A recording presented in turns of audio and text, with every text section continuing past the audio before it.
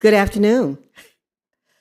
Playing musical mics here. I'm not sure which mic I was supposed to go to, but I'm here, and so are you. Give yourselves a round of applause for being here this afternoon. I am Denise Rollart Barnes. I'm publisher of Reading is Fundamental. No, I'm publisher of the Washington Informer newspaper. We are a newspaper that was started by my dad in 1964. I've been publisher now for since 1994. We serve DC, Maryland, and Virginia. But this election, for us, just as it is for you, a very, very important election. We have watched the city transition from into home rule and the fight for statehood, but we were around before we had home rule. And so one of the reasons why of course, we think this election is so important is that it will get folks out, engaged, and protect the rights that district residents have long fought for, and that we will expand that, hopefully, to, if voters support it, statehood for the District of Columbia. So again, it's my pleasure to be with you this evening. I just told some of the candidates that are in the back and I get a little emotional about this, because running for office is not a game. It's serious work. And if you win, you know it's really serious work, because we have a lot of constituents, over 700,000 residents of the city, who are depending on local leadership to make sure that all people from all 8 wards, all ages, all the categories I can come up with are represented, and that the needs of the District of Columbia are first and foremost. And so even running is a challenge. To be a candidate is a challenge. And so you all coming out today shows that your interest and your support for the steps that they have taken. And we hope when you leave here, one of the questions I often ask is, how many people in the room are really undecided? That's enough. Even if one hand was raised, that would be enough. So I'm glad to see you here, that each candidate has to talk to you and to give you what you need to decide to give them your vote. And that's very important. So I'll stop there. I would now like to introduce the president of the Washington Association of Black Journalists, also a sponsoring organization, Mr. Phil Lewis.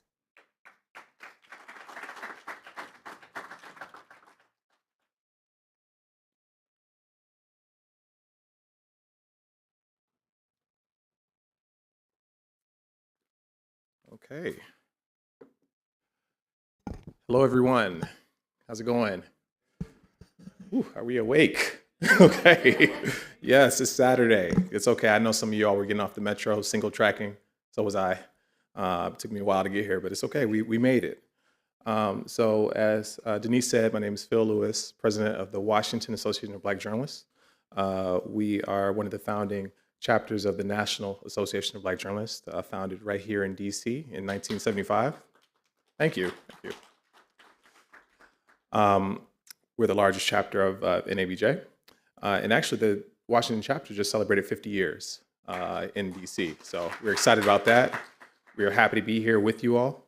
And WABJ in particular has had a long history of supporting debates like these. If there are people in the room who remember News Channel 8, WABJ hosted a debate with then Sharon Pratt Kelly, Marion Barry, and Councilman John Ray back in 1994 when I was 3 years old. So you know, we're happy that you all are here. We are the stakes, as you all know, are so high, especially for the upcoming debate, the delegate race. That is so important. I mean, this is a role that Eleanor Holmes Norton has held for 35 years, which is my entire life, right? So it's a really interesting time, I think, in DC, and so that's why we're here. That's why we came together to put this event on. And so what we'll have next is a video of the Greater Washington Urban League. I think if we're ready to show that video. We serve families. We support wellness. We create housing. We build futures. We prevent homelessness. We strengthen neighborhoods. GWL believes that every resident deserves opportunity, safety, and respect.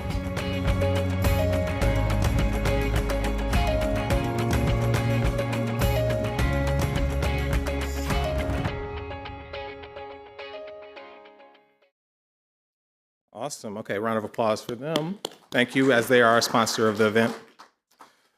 And so now we will have Simone Ellison, Director of the Engagement of Strategic Partnerships for the Greater Washington, D.C. Black Chamber of Commerce. So please, round of applause for her. Thank you.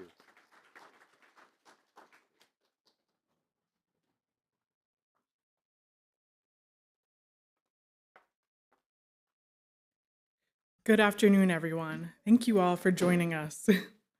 On behalf of the Greater Washington, D.C. Black Chamber of Commerce, again, my name is Simone Ellison, and I serve as the Director of Strategic Partnerships at the Chamber.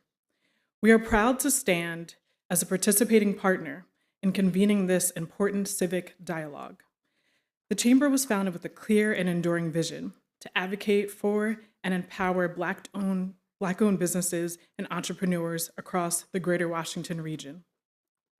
Our vision is centered on economic equity, ensuring that all businesses, regardless of size or background, have access to resources, opportunity, and policy environment needed to grow and scale.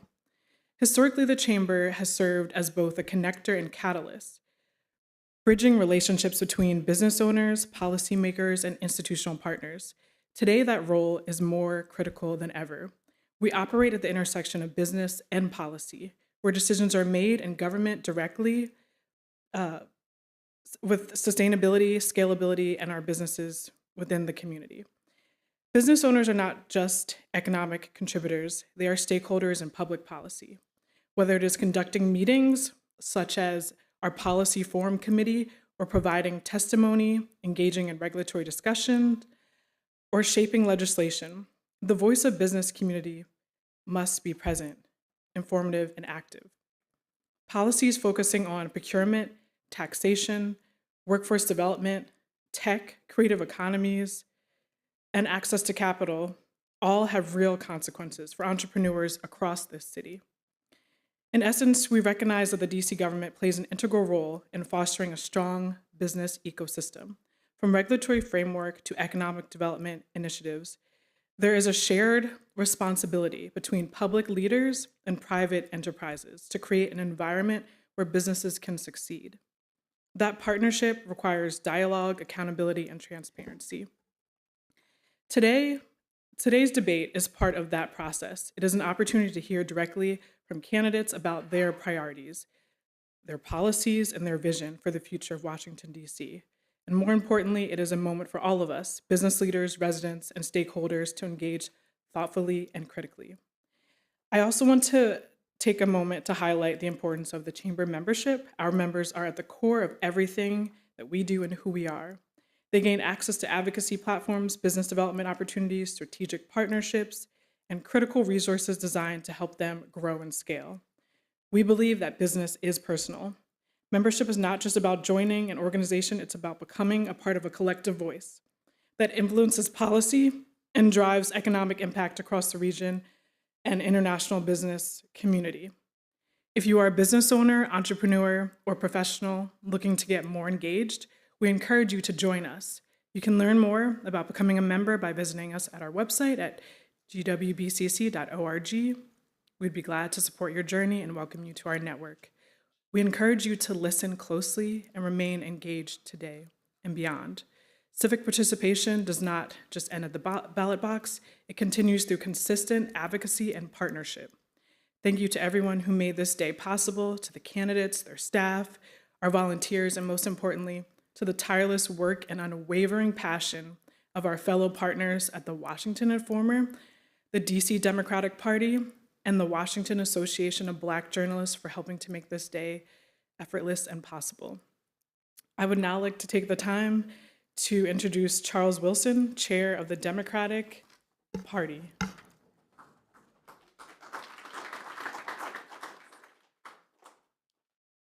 Well, hello, Democrats. Come on, okay. Hello, Democrats. All right. It is so awesome to see each and every one of you. My name is Charles Wilson. I have the honor as serving as chair of the DC Democratic Party. And on behalf of our entire organization, we want to welcome you to today's event. We are sure that this is going to be a great conversation and a very engaging conversation that you in the audience and those who are at home watching on YouTube are going to enjoy. I'd like to also take a moment to thank our co-sponsors for the event. You have heard from all of them. As Election Day approaches, each of us has an opportunity to shape the future conversation, political conversation in the District of Columbia. And with that opportunity comes responsibility to listen closely, to ask thoughtful and tough questions, and to evaluate the leadership qualities of those who are looking to serve.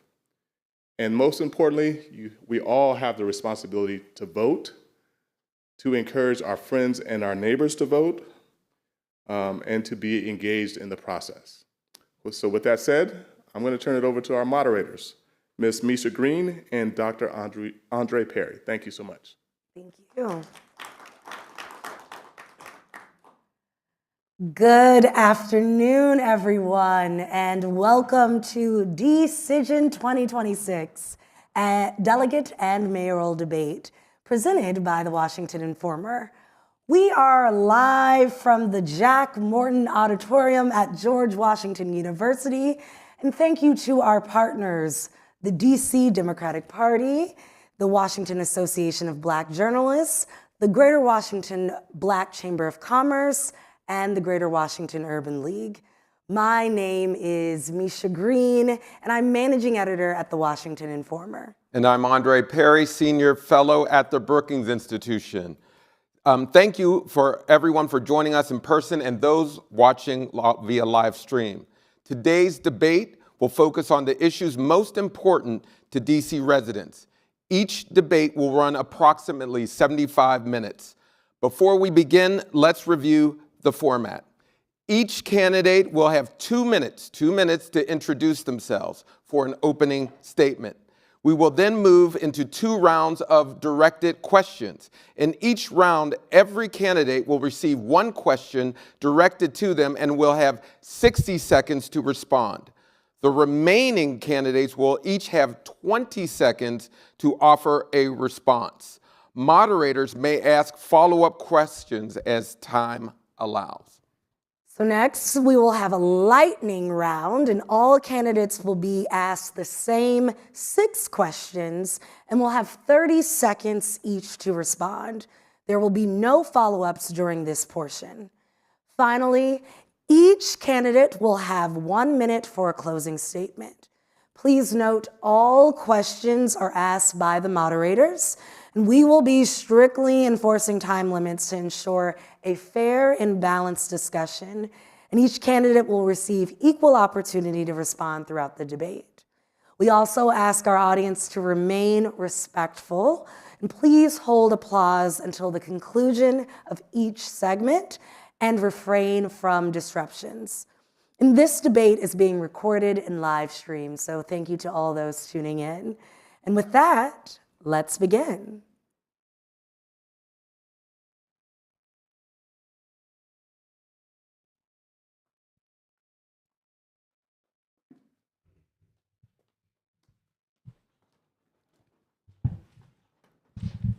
Hello, everyone. Thank you for joining us. We're actually going to begin with our opening statements, and we're going to begin from our farthest left and work our way right. So please begin.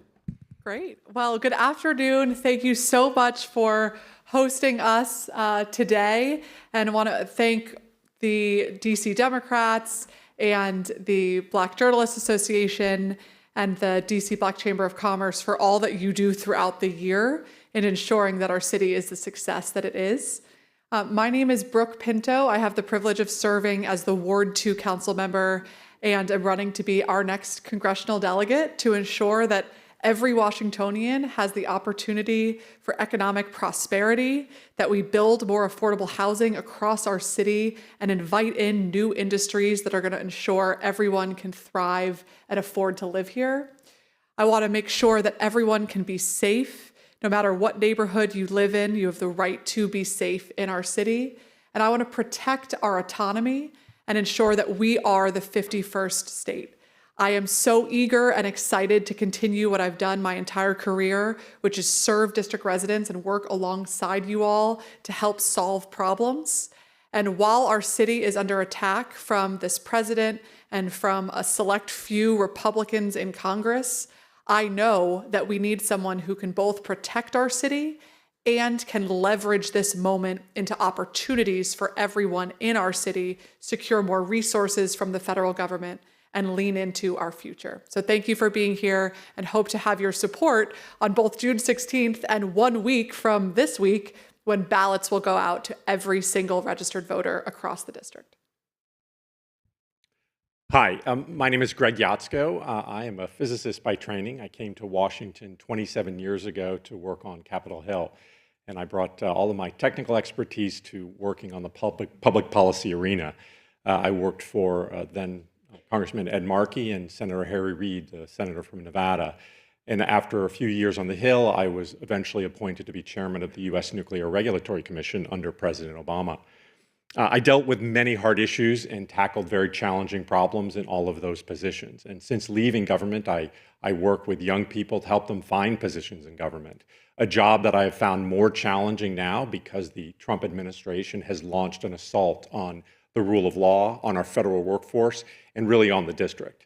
And that's one of the reasons, and really the prime reason, why I decided to run in this race, because I felt I could do more to push back on what the Trump administration is doing and to help support the administration by running in this race than by perhaps just firing off angry tweets on my social media. So when I am elected, I intend to fight for statehood, and I intend to fight for it in a novel way. I think we have talked about no taxation without representation for a long time in the district. I think we need to focus on the taxation portion. And I will fight to ensure that the district is exempted from federal income taxes until we receive statehood.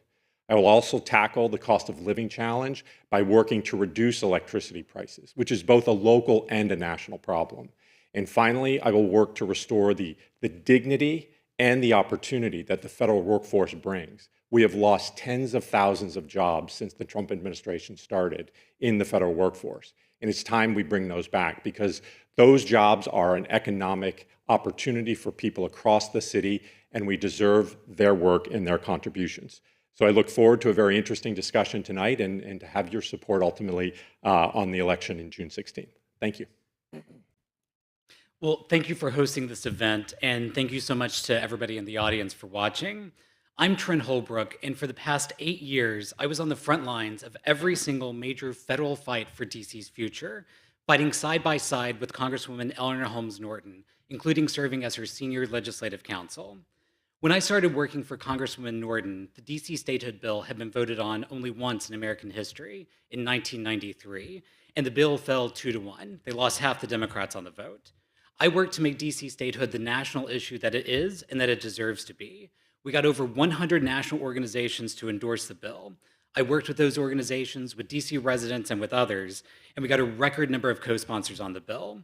We took the bill from losing 2-1 in 1993 to passing in the US House of Representatives for the very first time, and we did it not once, but we did it twice. The second time, every single House Democrat voted yes for statehood. I've also been the leader in Congress defending and advancing DC home rule. DC is under greater attack now than at least since the 1990s, and probably under greater attack than at any time since the Home Rule Act of 1973. But there is a reason. It's because we're so very close to achieving statehood.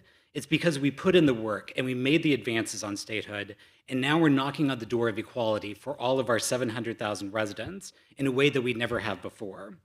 I fought with Congresswoman Norton against the illegal use of the National Guard troops in our streets and led the efforts for the House to pass the District of Columbia National Guard Home Rule Act.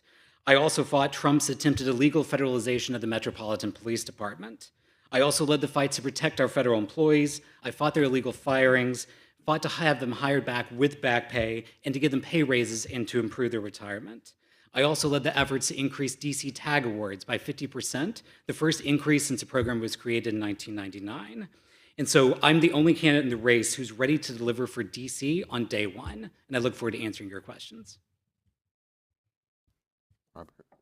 Good afternoon. Thank you all for being here, and thank you for hosting and moderating. I'm at-large council member Robert White. I'm a fifth-generation Washingtonian, a husband, and a father. Now, I grew up in D.C., like a lot of D.C. residents, in a family that didn't have a prominent name. We struggled generation after generation to just try to make it. Now, I had the blessing to go on and become the first member of my family to graduate from college. I went on to law school, and while I thought I would do public policy for my city later in my career, there was an opportunity as a young lawyer to go to Capitol Hill and make a very little amount of money and do a lot of work for my city, working as legislative counsel to Congresswoman Eleanor Holmes Norton. Because this city gave so much to me, I wanted to give back, and that was the best way to do it. So for 5 years, I worked with Congresswoman Norton on DC's budget, on projects like the Wharf, St. Elizabeth's, Navy Yard, Walter Reed, or everything that affects DC voting rights, everything that affects us. But I would drive home from Capitol Hill to where I lived in Southeast and recognize that while there were cranes in the sky everywhere else in DC, my neighborhood still looked the same, and families like mine still were not doing any better in our best times than we were in the worst times. So with no business running for office, I quit my job to run for the council. For the past 10 years, I have represented this city with everything that I have. Now, my plan this time last year was to run for mayor. But it became clear to me, as it's become clear to most of you, that we may not have a mayor or council much longer if we don't have someone in Congress protecting our city and the little bit of home rule that we have. So I made that pivot. I'm going to harness this unique time with people so angry, the country fighting about control of Congress, and use that to build on Congresswoman Norton's legacy, to achieve statehood, to make sure anybody in this country talking about redistricting to capture control of the House is talking about DC statehood so that we can capture control of the Senate with 2 Democratic senators from the District of Columbia. I've been endorsed by my colleagues on the council, by Senator Elizabeth Warren, by the Congressional Black Caucus, Congressional Progressive Caucus, by labor unions, by Free DC. But the endorsement I really need is yours, and so I'm asking for your vote in this historic moment. Good afternoon. I'm Kinney Zalesny. I'm running for Congress because Trump is crushing our city, and we need an experienced national fighter who knows how to push back. By way of background, I've lived here for 30 years. I've raised 4 kids here. I worked in the White House. I was counsel to the Attorney General. I ran a college access nonprofit in Adams Morgan that helped thousands of DC students become the first in their families to go to college. I ran the strategy team at Microsoft, and in this last presidential cycle, I was a deputy national finance chair at the DNC and co-chair of Women for Kamala Harris. In all of those jobs, I had the privilege to fight for new resources for DC and win lasting results. So at the Justice Department, I helped beat back Republican efforts to kill after-school programs and other crime prevention programs. And when we got them passed, they brought down crime in this city faster and farther than had ever happened in American history. At the White House, I fought to make sure that every school and library in this city, especially in Wards 7 and 8, were wired for the internet. And at Peer Forward, the college access nonprofit, I helped drive the movement that boosted college enrollment in this city from under 40% to over 60%. And Barack Obama rewarded our success and our results with a big portion of his Nobel Peace Prize money. And I did all that without being a member of DC Council. And I will put my record of new resources and lasting results for this city against anyone else who's served in this city. Now, I want to say something quick about the delegate job. It's an unusual job. It's not like any other job in this city or any other job on Capitol Hill. Eleanor Holmes Norton was elected to this seat 36 years ago, and in that time had no serious opposition. So 80% of today's voters could not vote the last time this city had a serious conversation about what this job is and who should fill it. And I look forward to that conversation in today's debate. Thank you. Thank you all for your introductions. We're going to the first round, which is talking governance, representation, and federal strategy. And just a reminder, each candidate will be directed a question, and they will be given 1 minute to respond. Now, moving from left to right, the following candidates will respond and only have 20 seconds to respond. And it's my understanding they will cut the mic, so be warned. The first question, many have described the DC statehood movement as having stalled on Capitol Hill. As DC's delegate goes to Congress, what specific strategies would you pursue to revive momentum for statehood at the federal level? And we're going to start with Brooke. Well, we need to make sure that every American knows that it is an American interest to have representation. It is provided for in the Constitution that we have a representative democracy, and we are not living up to the Constitution by failing to have representation for the residents of Washington, D.C. We also have to recognize that we are in a hyper-partisan environment. We have Republicans around the country who have never been shy about saying, we don't want DC to be a state because it would mean you'd have 2 Democratic senators. You know what? They're absolutely right. We're going to have 2 Democratic senators, and we should be loud and proud about that, which is why this should be the #1 piece on the Democratic Party platform. I just spoke to Ken Martin about this last week. It's why it is now the #1 piece of the DC Young Democratic Party platform, who I've met with all the chapter presidents about ensuring that's a reality. And I'm going to build on what Walter Fauntroy did, who held this seat before Congresswoman Norton, who went around the country making that case to Americans outside of DC. We've got to take the show on the road and make statehood a reality. Greg, 20 seconds. Oh, I don't get a minute? Yep. 20 seconds. 20 seconds. Oh, okay. Oh, sorry. Okay, well, I think as I said in my introduction, I'll focus on exempting DC residents from federal income taxes, because I think this is the key way that we can generate a discussion nationally around the lack of statehood in DC and the injustice that that creates.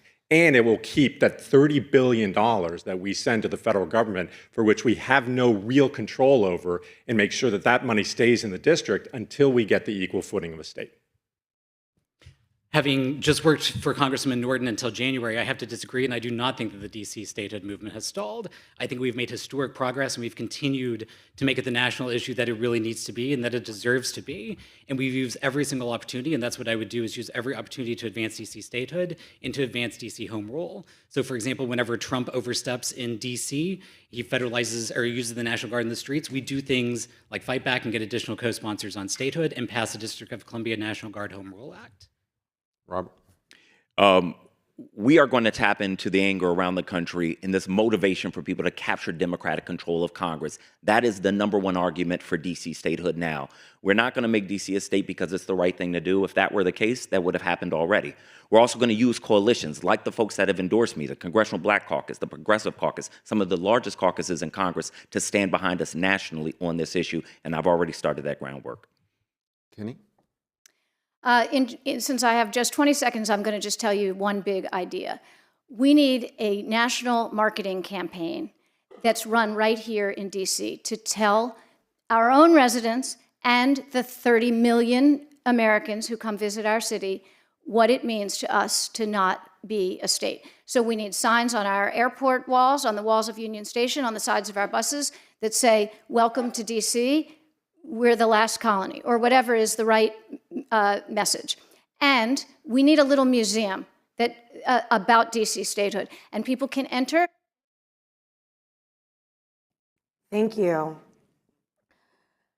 As we know, and this is for you, Greg, as we know, DC is a non-voting congressional district, but what does success in Congress look like to you?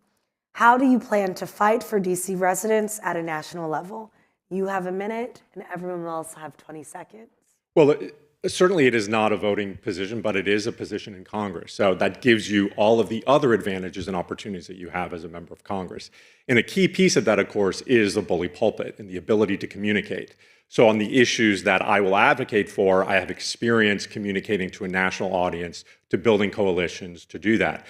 But I also have a key role to play as the delegate in ensuring that the government works for the district. So much of what we need done here in the district isn't about changing laws. It's not about changing the Constitution. It's about getting the agencies that administer those laws to operate appropriately and to do the right things. Right now, we have the Trump administration who's leading an assault on the federal government that is damaging those institutions. So there are many examples, for instance, some of the inequality that we see in Ward 7 and Ward 8 with appraisals of property appraisals. This was an issue that was addressed a little bit in the Biden administration with a task force. That task force was eliminated under the Trump administration.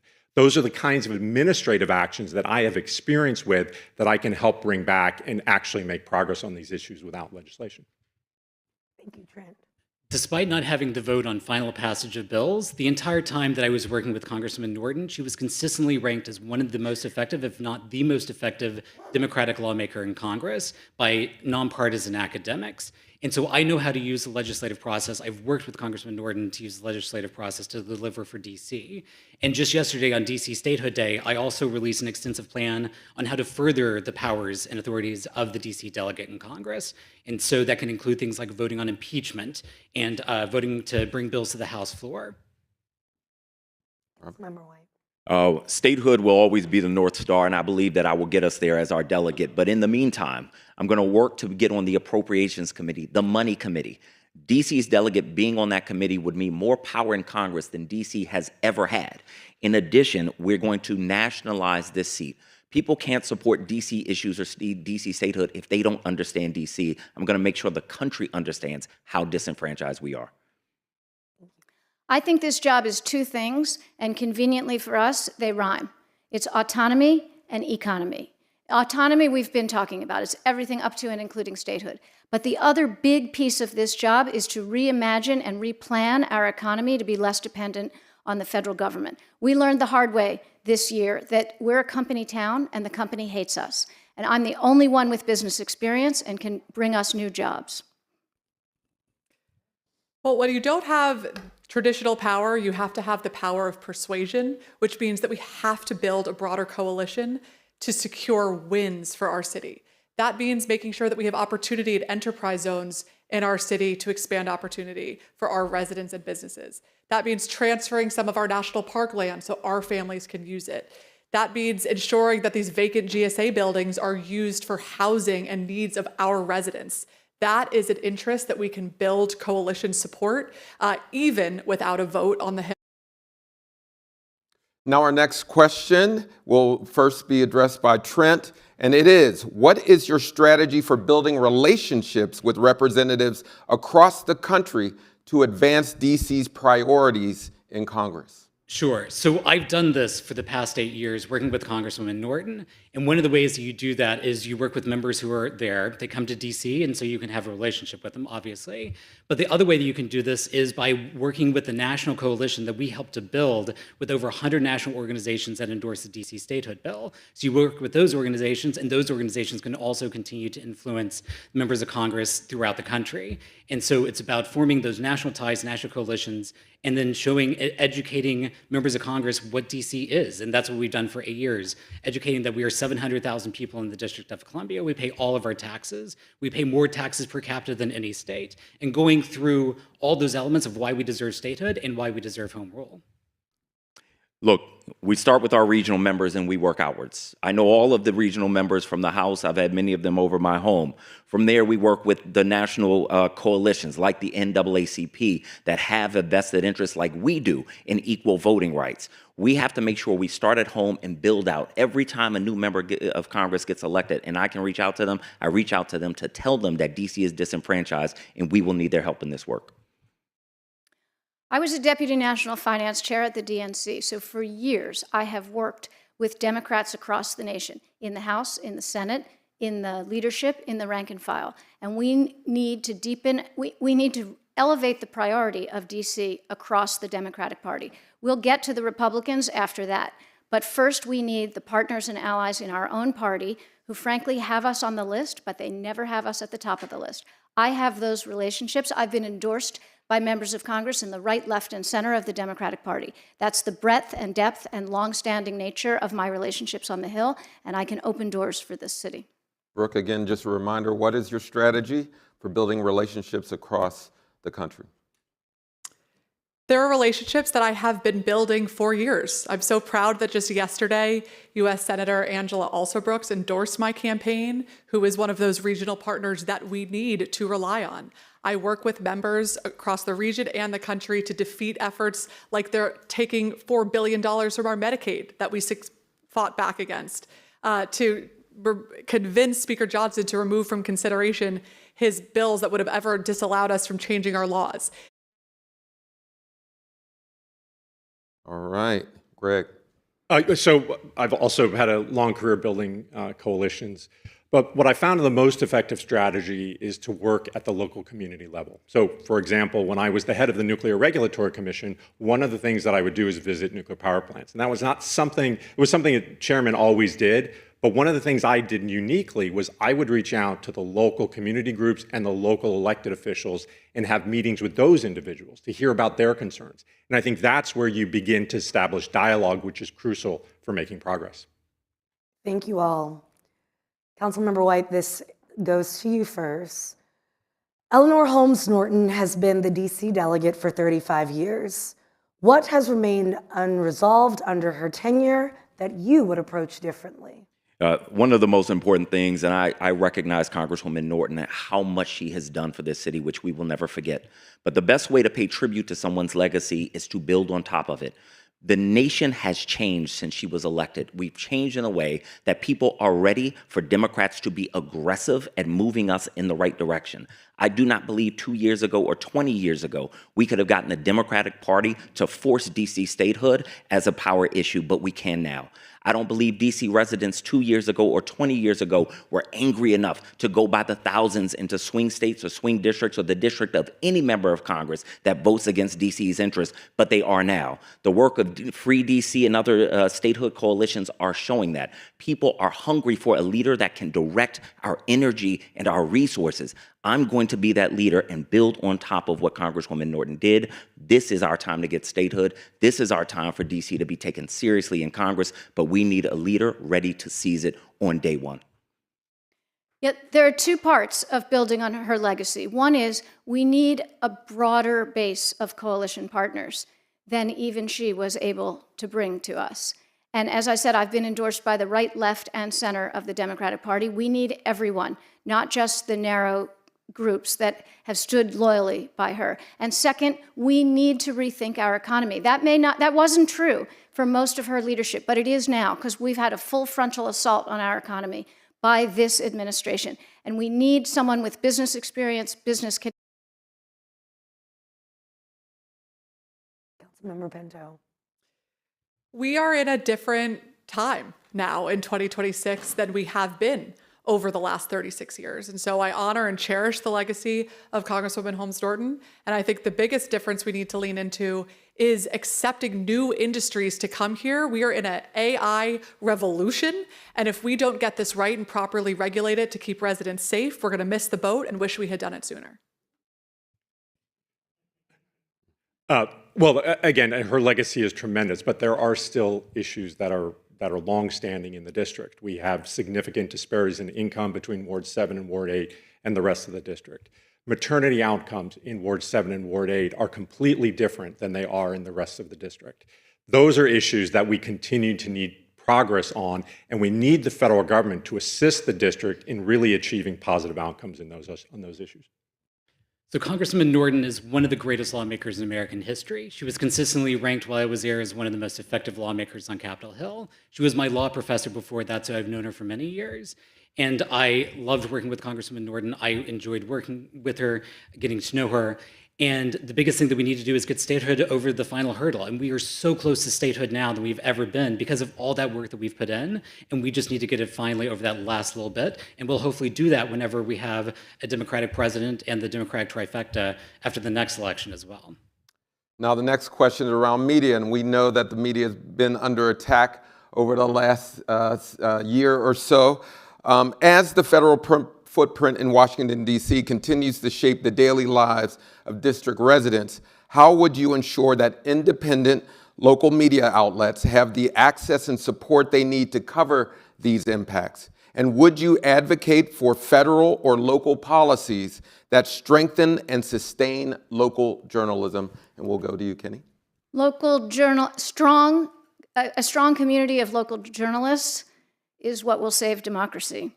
What has happened to the Washington Post in this city is a tragedy and a travesty. And I applaud the rest of the journalistic ecosystem in this city for stepping up to fill the vacuum. We have got to fight for journalistic freedom, journalistic integrity, because they are the front line of defense for our democracy. And I want to thank the journalists in this city who are really, truly trying to tell the stories that are not obvious and are trying to go beyond the conventional wisdom and see what's really happening in this city. Because every ward in this city needs to know better what's happening in the other wards, and every other American needs to know what's happening in DC. It's critical that the nation's capital be the exemplar of democracy so that we can save it for everybody else across the country. Well, my sister, who's here today, was a local journalist across America for a decade. I value this work. I appreciate this work. I think an additional way that we need to lean in is on oversight. It cannot be that the president continues to eviscerate our local journalists, and that's where Congress can step in to ensure that we support an independent press, which, just like being a state and having representation, is vital to our democracy. My wife is a journalist as well, so I have to get this question right. I think Brooke makes a good point. We have to recognize that this president is assaulting all of our rights, including the First Amendment. And one of the key issues that we need to recognize is necessary is to talk about impeachment. The president will trample on the rights of journalists. The president will trample on all of our rights. And it's time that we stand up and that the Congress stands up and pushes back on that overreach. I completely agree. Independent media is so incredibly important. I would work, as I have with Congressman Morton, I worked on appropriations issues, and I would use the appropriations process to a way that would be effective and helpful in that. And I would also stand up to Trump's continuous attacks on the media. I would look to serve in the House oversight for many different reasons, but I think that this would make a great oversight hearing. Why is the President of the United States attacking the media over and over and over? Look, in a democracy, the people are supposed to govern, but the people cannot govern if they don't have information. That is why our media has been decimated. I'm going to fight for federal funding for local media, but I'm also going to fight for federal funding for Black and brown newspapers that continue to put out story, for Black and brown folks on social media like Elizabeth Booker, who are making sure that stories that don't get told by traditional media are getting told. We're going to wake this country back up so that they can continue to push back. If we don't, the consequences will be as real as the loss of democracy. Now, just a reminder, please silence your phones and please hold your applause till the end of the segment. And that was appropriate applause because we're going into round number 2 around my favorite topic, policy, equity, and community impact. Indeed. So if you guys need to get it out to stretch those muscles, you're more than welcome to give your round of applause now.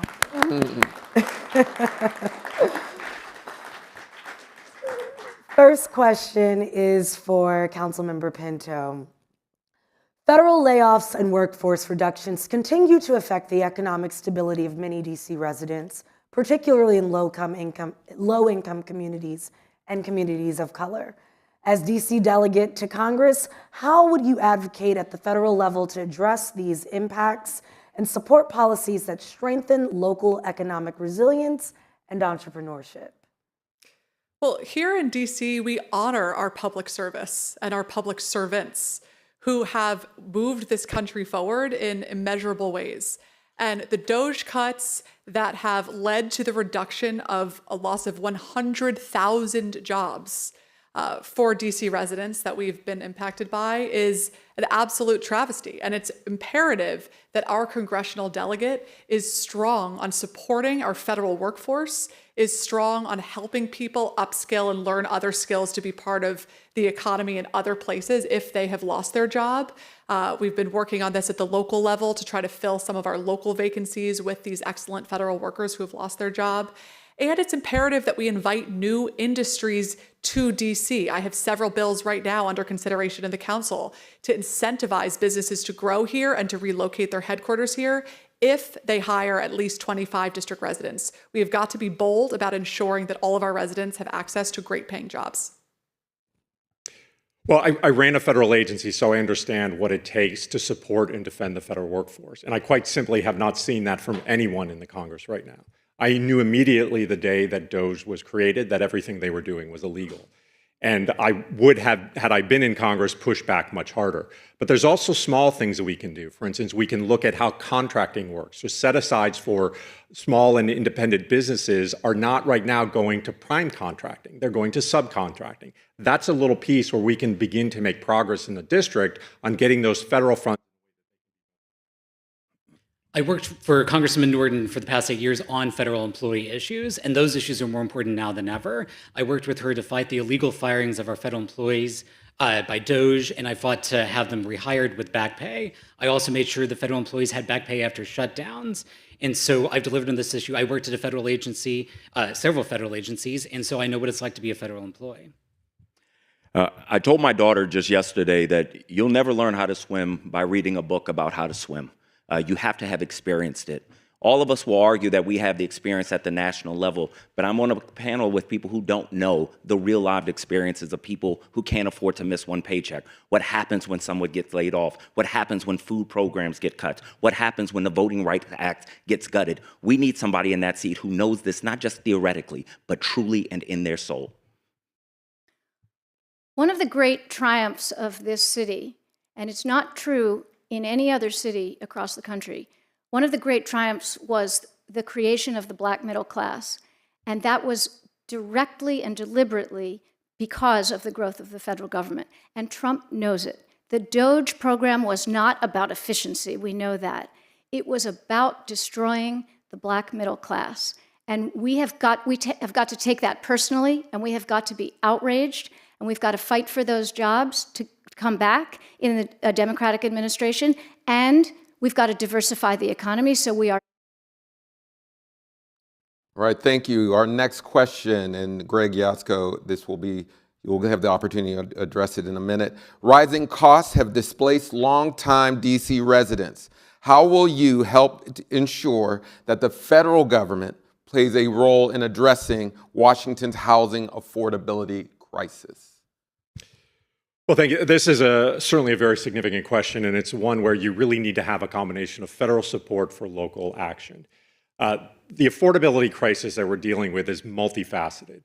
Housing is certainly a piece of it. Another piece of it is the ability for people to stay in homes. As property values increase in communities, we want to see that those people living in those communities are able to stay in their homes so that we increase the opportunities for home ownership. One of the programs that's been severely decimated by the Trump administration is an opportunity for alternative credit programs to allow people who may not have significant credit history to afford a home and to buy a home. That's an area that I will specifically focus on working on to reestablish that program and ensure that we can give people an access to credit to be able to buy and afford homes or stay in a home that maybe they're converting from renting. So the issue is, however, not just isolated to housing. It is an affordability question. And a big piece of that right now is in the energy space and electricity. And there are things we can do immediately in the district to reduce electricity costs, as well as at the federal level to ensure that affordability becomes easier for everyone. DC residents are absolutely facing an affordability crisis. I've talked with thousands of DC residents, and that's what I hear over and over and over. There previously was a first-time homeowners tax credit that was available for DC residents. It expired before I started working for Congressman Morton. I would work to bring that back and adjust it for inflation to be about $7,500. The wait time for public housing vouchers is also too long, so we need to significantly increase our federal funding on that area as well. I haven't just read the reports. I have lived the displacement. As a fifth-generation Washingtonian, almost none of my family still lives in D.C. Now, on the federal level, I'm going to do work that I did when I used to work for Norton and work to transfer land to D.C. so we can build affordable housing. But it's going to be on the council to make sure that the housing we built is affordable.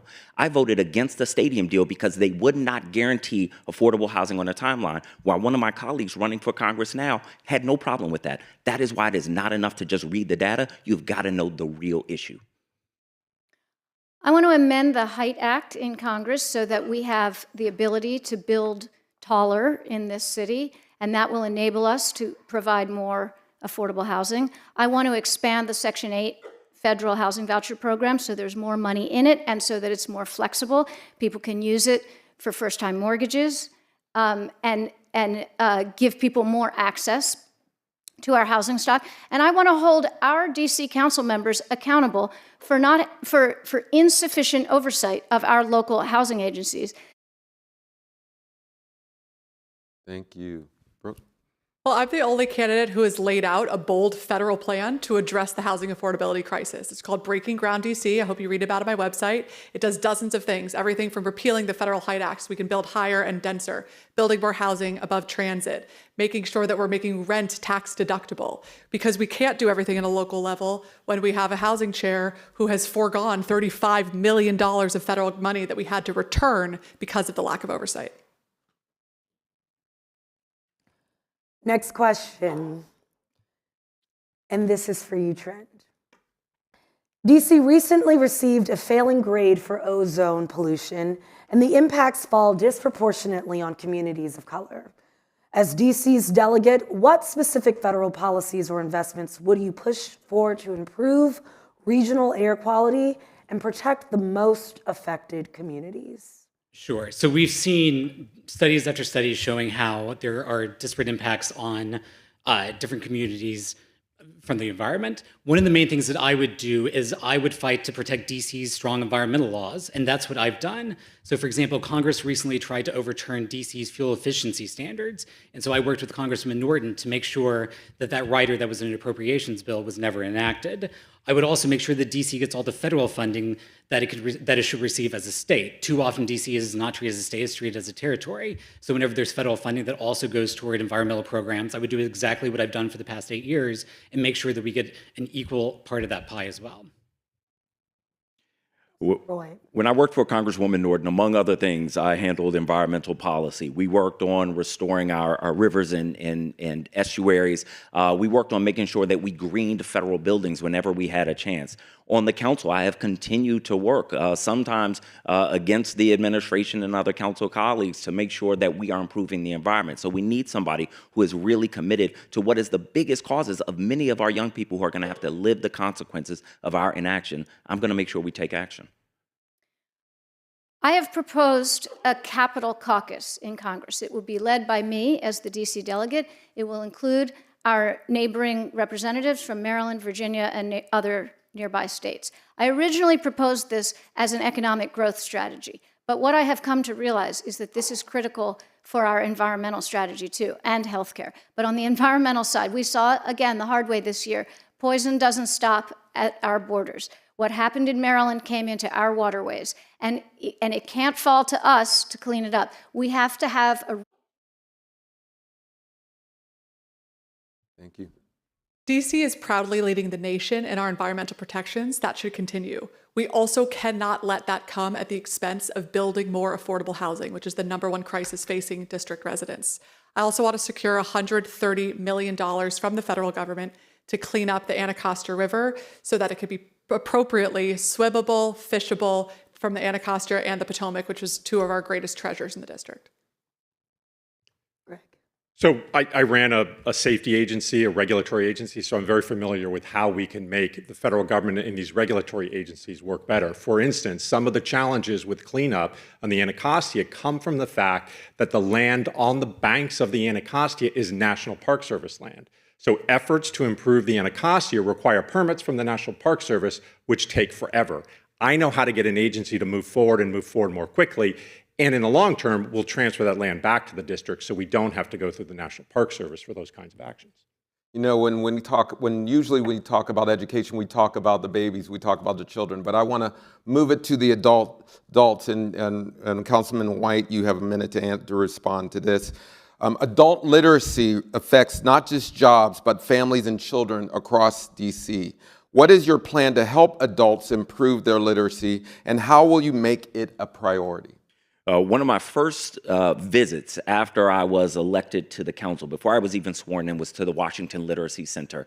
And I saw mothers, grandmothers, and fathers who didn't know how to read, who wanted to show their babies that it was never too late. And I've worked on the council to support them and others similar. But what we recognize that this is an issue that is too big for most jurisdictions to address financially. So we need federal funding that will be dedicated. But beyond that, we have a lot of folks who are literate who still can't work. That is why I have fought so hard for expansion of trade and vocational education opportunities for our young adults and our adults in DC. That is work that I plan to replicate in Congress for our nation.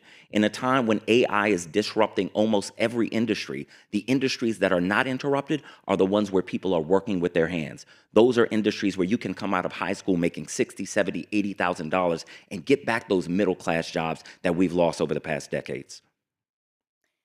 The great Jimmy Williams, I think, is in the room, or maybe he's in the hallway, but he has done extraordinary work at the Washington Literacy Center, and I'm very grateful to all that he has taught me and for his role in organizing this event today.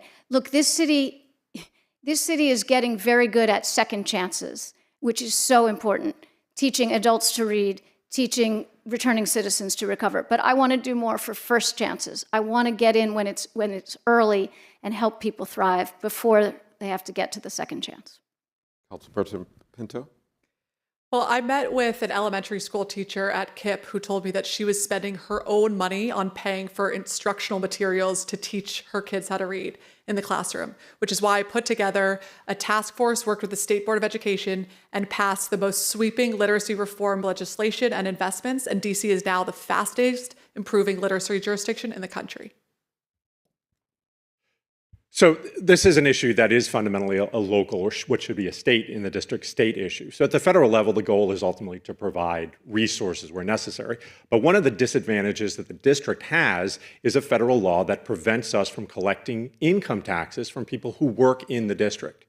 One of the ways that I would address this issue to bring more resources to the district to work on all of these great programs that people have talked about is to eliminate that restriction and allow us to tax the people in Maryland and Virginia who come into the district. So DC will have more resources to put to these kinds of problems, which should be state and local problems and challenges. I agree. I think this is primarily a local issue, but we should absolutely apply federal funding to this issue as well.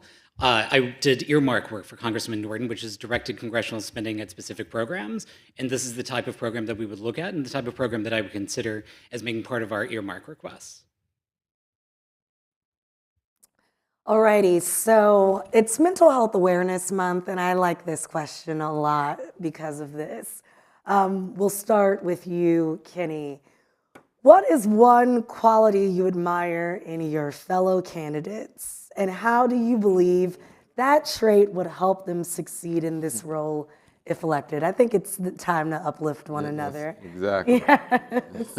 Kenny. Well, I'm happy to do that, but I was, you said it was a mental health question. I thought you were going to ask me to comment on the mental health of my competitors. That seemed like treacherous terrain. No. Okay. Look, I have gotten to know my competitors over, we have done more of these forums than you can imagine. I see these people more than I see my family. And I have come to know that they all care very deeply about this city. They believe passionately in the things they're advancing. And I know that each of them is very devoted to their families and to the people who support them. I am lucky to have that same situation, but I know it's true of all of them. And I appreciate that they come from a place of strength and they're trying to offer strength and stability to everybody across the city. Thank you. Councilmember Pinto. Well, I echo Kitty's sentiment, and it has been great getting to spend some time with you all this spring. I guess I would add, I think that you all are very effective communicators, especially in a truncated timeline like 20 seconds that I sometimes struggle with, to get your points across, and that is a skill that would certainly benefit the district and Congress. Well, I think as Kenny said, I think seeing, as we go to these different events, seeing the family of the people who are running up here is great. And I've gotten to meet the family of some of the people up here. My own family is here. My kids finally came to an event, so that's helping with my mental health. But it has been a nice opportunity to get to know everyone and to see that everyone is dedicated to the city in different ways, and they have contributed in different ways. And so I think the district is very fortunate that we will be represented by one of the people on this stage. And I would echo what everybody else has said too, and just the serious devotion to public service that I've seen from all of the candidates on this stage. 2 nights ago, we shared the stage together, and one of my thoughts is, while I want to win, I thought we're going to have the first transition in this seat in 36 years, and what we all worried about for decades was that it would be a circus, and there'd be so many people running who shouldn't be running that we would have somebody that would dim the legacy of Congresswoman Norton, but I think we have a field of good candidates. With that, closing of that segment, give them a round of applause.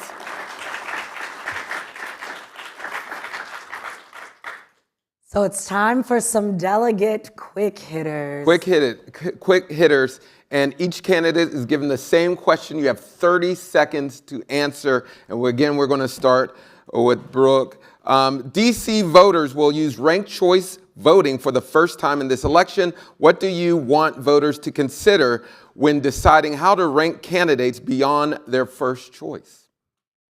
Well, I was proud to be a co-introducer of ranked choice voting. I was proud to support ensuring that it got the funding it needed and deserved because DC residents voted for it. And I think that candidate voters should consider not just who's going to say they're going to fight for you, but who can deliver on the results that our city and our residents deserve.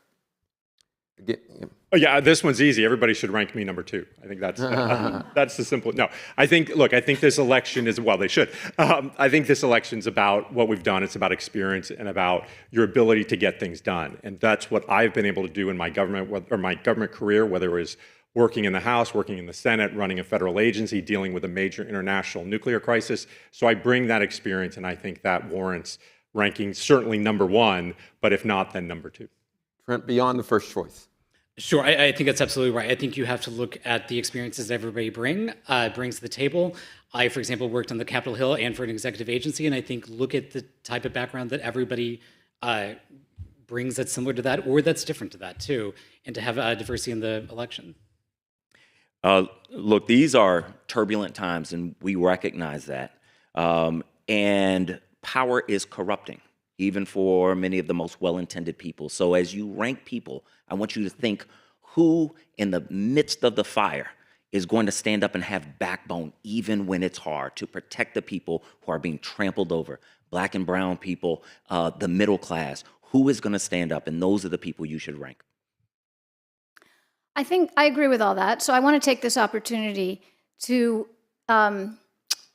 regret that the DC Council did not fund the other half of the initiative that brought us ranked choice voting and did not fund semi-open primaries. So there are like 80,000 independent voters who can't vote in the only primary that matters. And the reason that's a problem, it's not just because I wish those people had votes. The reason it's a problem is you can't fight for statehood if you yourself didn't give everyone in your own city the right to vote in the important elections. So whether you voted against it or you failed to build a coalition in favor of it, you failed the DC voters on that front. And anyone you ask for statehood will laugh you out of the room.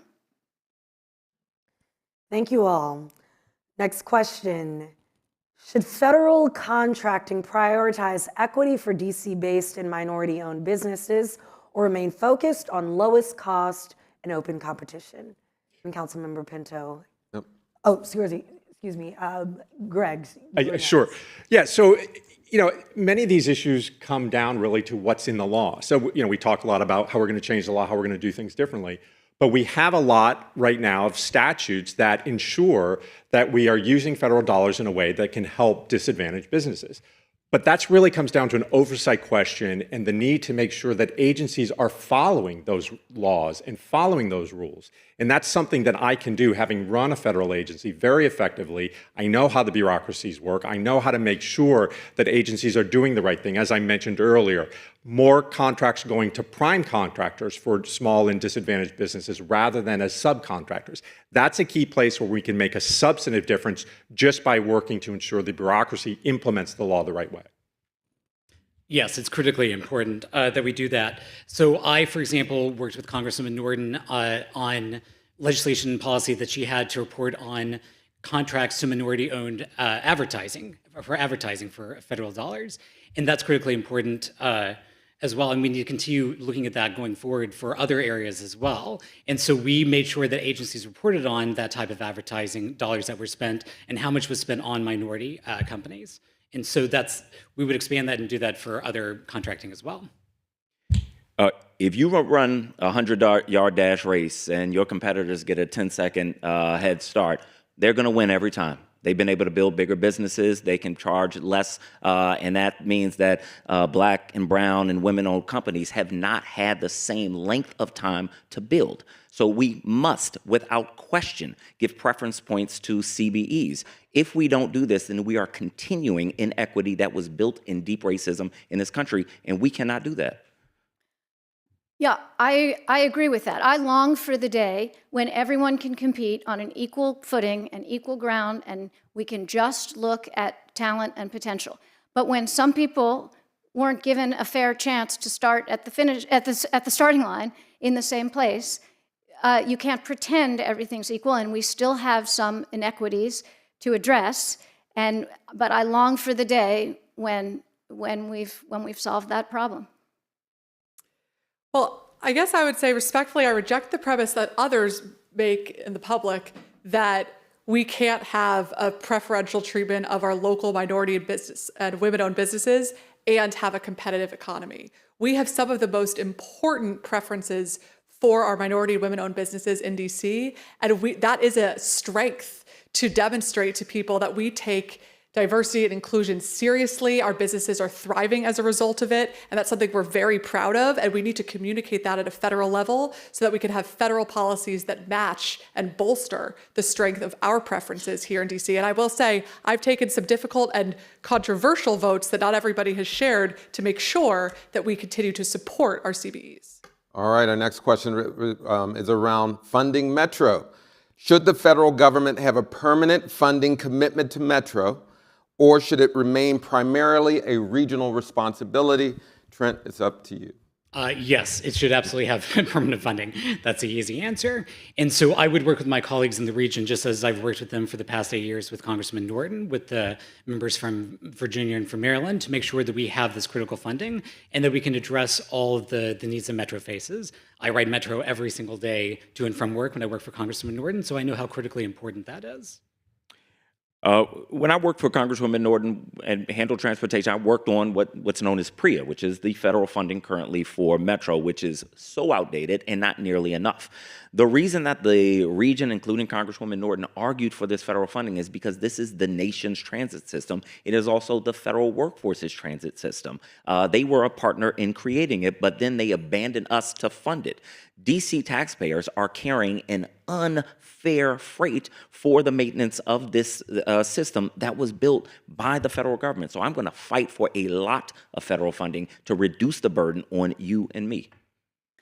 Yeah, I totally agree with that. We are such a serious public transit family that when my son, who's now 23, was 5, what he wanted for his birthday was a framed map of the Metro system. And it's still hanging on the wall of his childhood bedroom. That's, in our family, we take the Metro everywhere, we take the bus everywhere. That's one of the reasons I love this city. And our regional partners and our national partners need to help us protect it and grow it and safeguard it, because it's a jewel of our capital and it's a jewel of the country. Agreed. We have an incredible transit system that has to be protected and fought for, not only with DC funding, but with federal funding and fair funding from Maryland and Virginia. And to date, we have not gotten sufficient funding from our neighboring jurisdictions, which is exactly why these relationships are so important. It is the first thing I speak to with Governor Moore about. It's the first thing I speak to with Governor Spanberger about every time we have a conversation, because the state funding needs to also match our local DC funding. I agree with much of what's been said. The one aspect I think I'll point out is, again, this is another area in which we reflect the disparity in the district status as a territory or a colony, I think is the term we're now starting to use. We need to have equal footing with Maryland and Virginia when it comes to discussions and negotiations about how we fund Metro. That means we need to be a state. So it's just one more area in which the fact that we're not a state reflects in an injustice. And so, again, I will work hard to make sure we get statehood. Thank you. So this next question, I have to say, our Washington Informer readers have been asking since August. And we'll start with you, Councilmember White. Who should control the DC National Guard, the mayor or the president? the mayor should control the DC National Guard. The mayor is our chief executive here in the District of Columbia, and every other chief executive controls their National Guard. But if that wasn't enough, then January 6th should underscore why the mayor of DC should control the National Guard. But for DC's mayor and our police department, the Capitol would have been taken over. So we need a mayor in this capital city who knows how to deal with these national issues to control the National Guard. And the last person who should control the National Guard when the next certification of the next president happens at the end of Donald Trump's term is Donald Trump should be the last person to control the Guard. That's totally right. The mayor, like every governor across the nation, should control our National Guard. And as I understand it, this issue can be fixed statutorily. It's not tied up in the rest of the home rule legislation. It's its own quirk it's its own mistake that we don't have, that our mayor doesn't have control over our National Guard. And it's one of the first problems I want to fix. Well, I think Congresswoman Norton has done an excellent job on this issue in making the case of absolutely it should be the mayor who has control of our own local National Guard, like every other governor across the country. I will also add what we've seen from the president of this unsafe and uncalled for over response to a made-up issue where he has sent in National Guard troops from over a dozen states who are armed, who are not properly trained. That's why I've worked with our local National Guard to make sure that they're not patrolling around our schools. Our kids don't need that exposure to armed guards, and we have to take this seriously. We have to make sure people around the country know the injustice that's continuing to happen under his watch. Yes, I would say it's the governor of the Douglas Commonwealth that should control the National Guard here. And that's why we need statehood. It's yet one more reason. Until we do get statehood, then I would agree that with others that it should be the mayor that controls the National Guard. And historically, it is not an accident. The National Guard is under control of the Congress, of the president, because the Congress and the president have wanted it that way. And it's just part of the injustice of us not being a state and not being recognized as a state. Yes, the mayor should absolutely have control. And I've worked on this issue with Congressman Norton for 8 years, and we passed in the House of Representatives for the first time the District of Columbia National Guard Home Rule Act, which would give control over the Guard to the mayor. We passed as part of the National Defense Authorization Act. And so I know how to move legislation for the District of Columbia through other pieces of legislation they're passing, and that's how we got that bill passed. And we made historic progress on bringing that to DC and got that passed in the House for the first time. Now we just need to get it to the Senate as well. Now, as we close, I have one more question for the potential delegates. At a recent House oversight hearing, a member of Congress questioned DC's spending on World Pride and LGBTQ+ programs. As DC's delegate, should Congress have a role in reviewing or influencing the district's local budget decisions? Kenny? 100% no. This is one of the greatest affronts to our dignity. It's one of the greatest insults to our autonomy. It's a disgrace, and it's a 250-year-old mistake, and it is time to fix this problem. We should decide how we spend our locally raised tax dollars. We should decide what our values are, what our priorities are, and our budgets should reflect that. And then they should stand. When a majority of DC Council passes it, that should be the law of our city. And we shouldn't have to look up to 6 or 12 random Republicans from Florida or Texas or Idaho who, in a performative manner, overturn our budgets and overturn our values. It's a disgrace. It's a stain on the whole country. Thank you. Councilmember. Congress should not be able to meddle in our local budget. 700,000 of us vote for our local government, and those decisions should be honored. And let me say something about pride. We have one of the proudest LGBTQ populations in Washington, D.C. I am proud to represent the highest per capita LGBTQ jurisdiction in Ward 2 in the world. And it is not only important to our inclusion, our celebration of who we are and who we love to do so safely, it's also good for our economy to have pride here. And so I will always fight for pride and will always stand alongside our LGBTQ residents. Yes, I agree. The Congress should not be meddling in these affairs. I think one of the issues we've come to realize we all agree on is we don't like the red light cameras or the other traffic cameras here. But we all agree that that should not be the responsibility of the Congress to interfere with. It also reminds me why I believe we need to exempt DC residents from paying federal income taxes. We continue to send $30 billion a year to a government for which we don't have full representation, and then the members of the Congress of that government interfere in local affairs for which they have no business. And at some point, we have to decide that we have to cut off the funding for that, keep those dollars in the district, so we can spend them on the priorities that are important for us here in the district. I agree with everybody. Congress should absolutely not be interfering in DC's local affairs, including on this critically important issue. I worked with Congresswoman Norton with the House Oversight Committee for the last 8 years, and most of these bills go through that committee. I know the committee backward and forward. I know the members, I know the staff, and I know how it works, and I know how to fight all of these issues. I've stood up for the LGBTQ community as well in Congress, fighting to make sure that Congress didn't meddle in our local laws that do so many great things for that community. And so I've delivered on these issues every single day for the past 8 years. Both of my grandfathers fought in wars and came home to a place that had less democracy than we were trying to give to the folks that they fought in the places that they fought. 2 decades later, 2 generations later, their grandson is a legislator who is supposed to direct where our taxpayer dollars go, and we still can't fully direct it because of that congressional oversight. That must change. That is one of the reasons I'm going to fight so hard to get on the Appropriations Committee. That will give us the best shot of protecting our budget so that we spend your money the way that you dictate and not the way that it is dictated by Republicans or anybody else elected by people other than the residents of Washington, D.C. And that concludes our questions, and as we move to the closing statements. Indeed. And we will start with Councilmember Pinto again. In 1 minute. 1 minute, yes. Okay. Well, thank you again for a very interesting set of questions, and appreciate you and for hosting us here today. And thanks to GW, and welcome to Ward 2.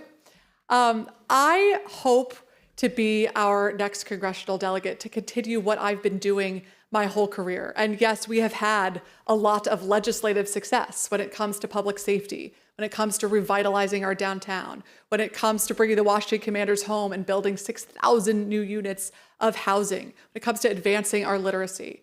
But the greatest training that I've had for this seat is the training of working with our residents and learning from our residents every single day. The most important and best ideas come from the conversations I have every day of the week with residents across the city about what they want to see. And it's your vision and dreams that I want to fight for to improve our economic prosperity, to improve our safety, and to support and protect our autonomy and make sure we're the 51st state. So again, my name is Greg Yatsko. I'm a physicist. I have worked across all levels of government. And one of the things that I've learned in government is that you have to achieve success. So we can talk about things we're going to do, we can talk about the ideas, but at the end of the day, to build trust in relationships with the people that you represent, it's important to make progress. So I have a concrete set of issues that I think I can make real progress on in the next 2 years, which is why I want to serve the district. I have 2 young kids, they're here in the audience, and part of why I'm running is to show them that it's important to be engaged and involved in your community, to be a part of public service. When I came to Washington 27 years ago, I was a physicist by training, but I wanted to give back. I wanted to help solve problems, to use the training that I had to make a difference. And that's why 27 years later, I'm still here, and why I want to run for why I am running for Congress, and why I want to represent you in the Congress. So rank me number 1 or number 2 on June 16th. Thank you. Well, thank you again for hosting this important event. Elections are about contrasts, and the contrasts in this race could not be clearer. I know how to deliver for DC at the federal level because I've done it. This position is not like any other position in government. It's not like any other member of Congress, since you're fighting for our autonomy and for statehood. And it's definitely not being on the DC Council, where you're only working with fellow Democrats on local issues. This is working with 435 full House voting members, 100 senators, including Republicans and even some moderate Democrats who will do everything they can to overturn our laws and block our progress.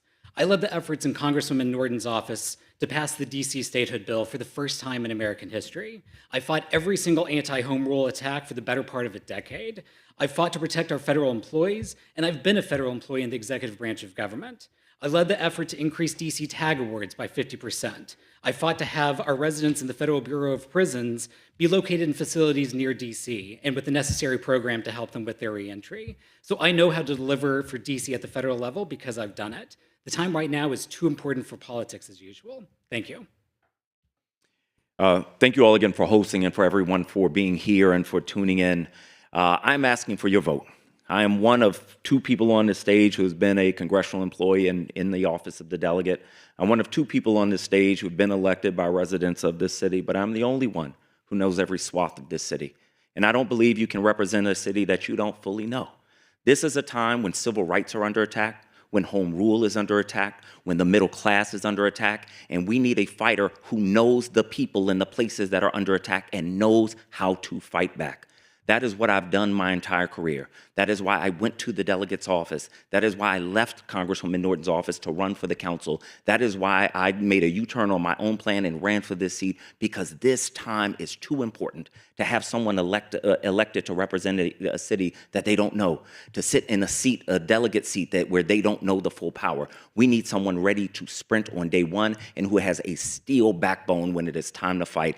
That is the fighter I am, and I'm asking for your vote in this race. There are only 16 full-time elected positions in this city. There are the 13 members of DC Council, there's the mayor, the attorney general, and the delegate. And they all have to work together to defend our rights and advance our interests. If you like the members of DC Council in this race, leave them on DC Council. They will still be part of the Sweet 16. That is the critical fighting force to defend us on Capitol Hill.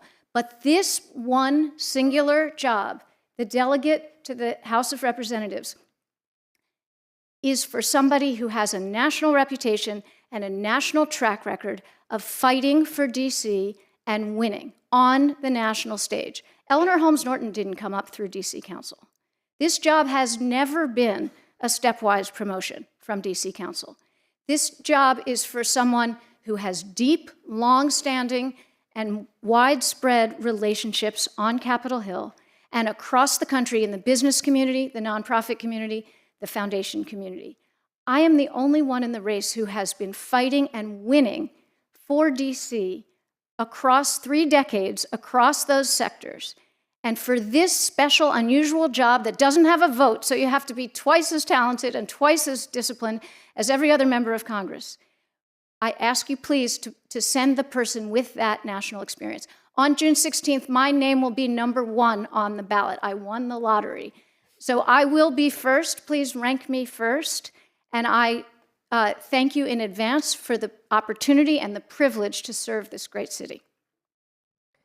Thank you, candidates, so much for your time and answers. And thank you to all of you. Let's give them a round of applause.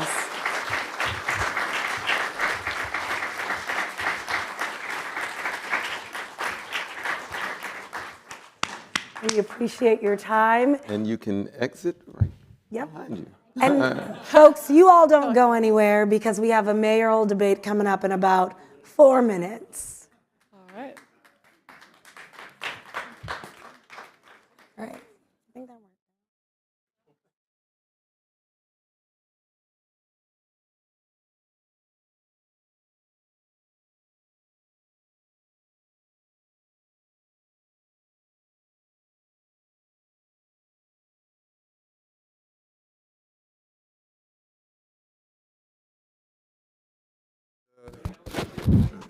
Hello, hello.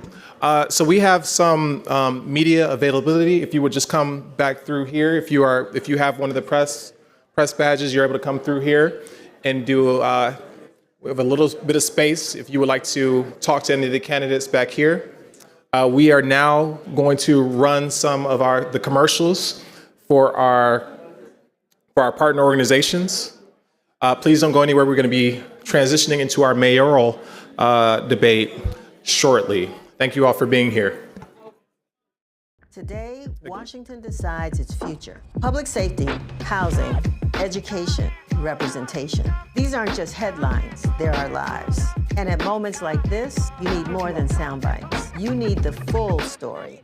Read, watch, subscribe, support the Washington Informer. The DC Democratic Party is the leading Democratic organization here in Washington, D.C. Of course, when most people think of D.C., they think of the Capitol and the President and the Congress, but we have 700,000 Americans that live here in the District of Columbia. And our role as a party is to engage those Democratic voters in issues on a local and national level. We meet once a month to talk about issues that pertain to DC residents. We actually move our meetings around the city so that residents feel connected to the organization, and we talk about issues that are important. We're working on increasing turnout, registering more people, and becoming the 51st state. The most important thing for me is to have a party and an organization that is active, whether it's housing, education, voter education outreach, running for public office, and how to do that, and how to be successful, or even how to support local candidates or national candidates. We need to be that organization that provides that avenue for residents to be able to get involved in those particular topics. If you want to be involved in the DC Democratic Party, the door is open for you. You can find us on Facebook, you can find us on Twitter, but you can also visit our website at dcdemocraticparty.org, and there you can find out how you can get involved and where you can find what we're doing as an organization to engage residents in political conversations around the city. So if you want to help us fundraise, if you want to help us door knock, if you want to help us make phone calls on behalf of local and national candidates, this is the organization for you. Please feel free to give us a call, and we look forward to meeting you.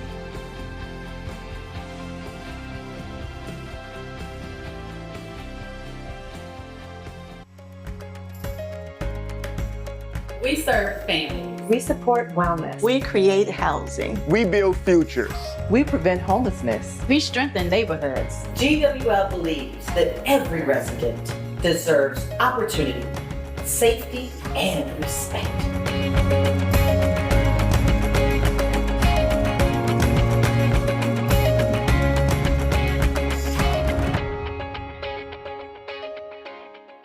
Where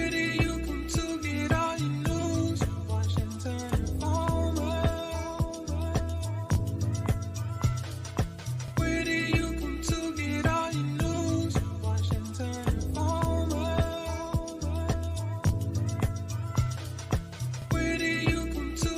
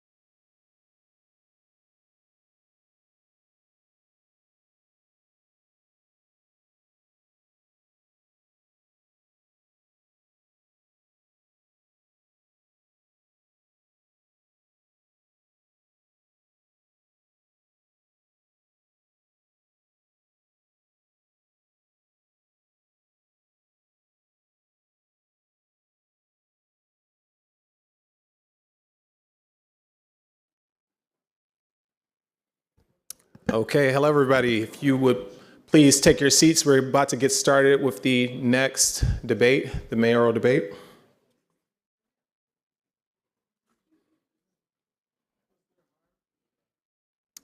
All right, please take your seats. We are getting ready to start the next debate.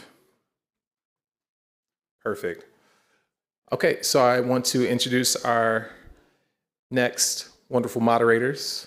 We have Lorenzo Hall of WUSA 9, and we have Sam Collins of the Washington Informer, who are getting ready to come out here and get ready for the debate. Yes. Round of applause. Thank you. Thank you, Phil. All right. All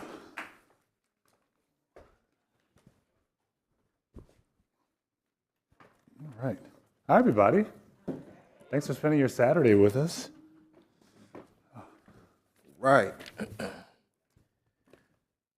Peace and blessings. Good afternoon, and welcome to DCision 2026, Delegate and Mayoral Debate. The mayoral debate, presented by the Washington Informer. For the mayoral debate, we are live from Jack Morton Auditorium here at the George Washington University. Thank you to our partners, once again, the DC Democratic Party, the Washington Association of Black Journalists, the Greater Washington Black Chamber of Commerce, and the George Washington Urban League. My name is Sam Ploquia Collins Jr., and I am Senior Staff Writer at the Washington Informer. And I'm Lorenzo Hall with WUSA 9. Thank you again, everyone who is joining us here in person and those of you on the live stream as well. So today's debate is going to focus on the issues most important to district residents. Each debate is going to run, at this point, I guess a little more than an hour and 7 minutes. But before we begin, let's talk about the format. Each candidate will have 2 minutes for an opening statement.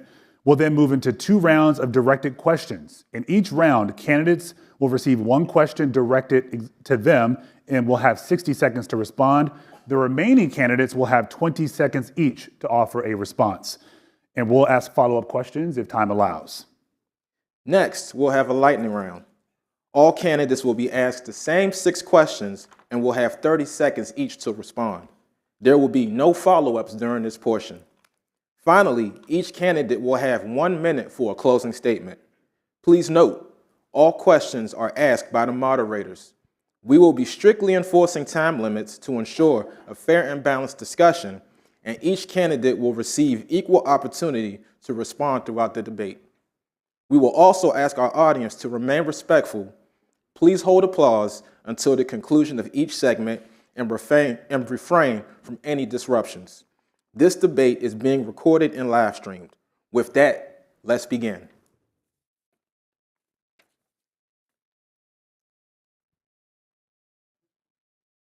Will our candidates come out? Please, by all means. Well, we should tell you, joining us today, we're going to have Kenya McDuffie, Rennie Sampath, Gary Goodweather, Janice Lewis-George, and Vincent Orange. We can also tell you that we know they're in the building, so there we go, our talk show door. All right, let's give them a hand.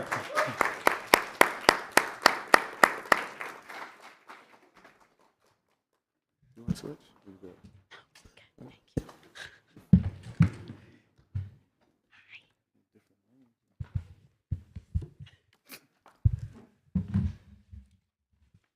All right, so each candidate will have 2 minutes for an opening statement.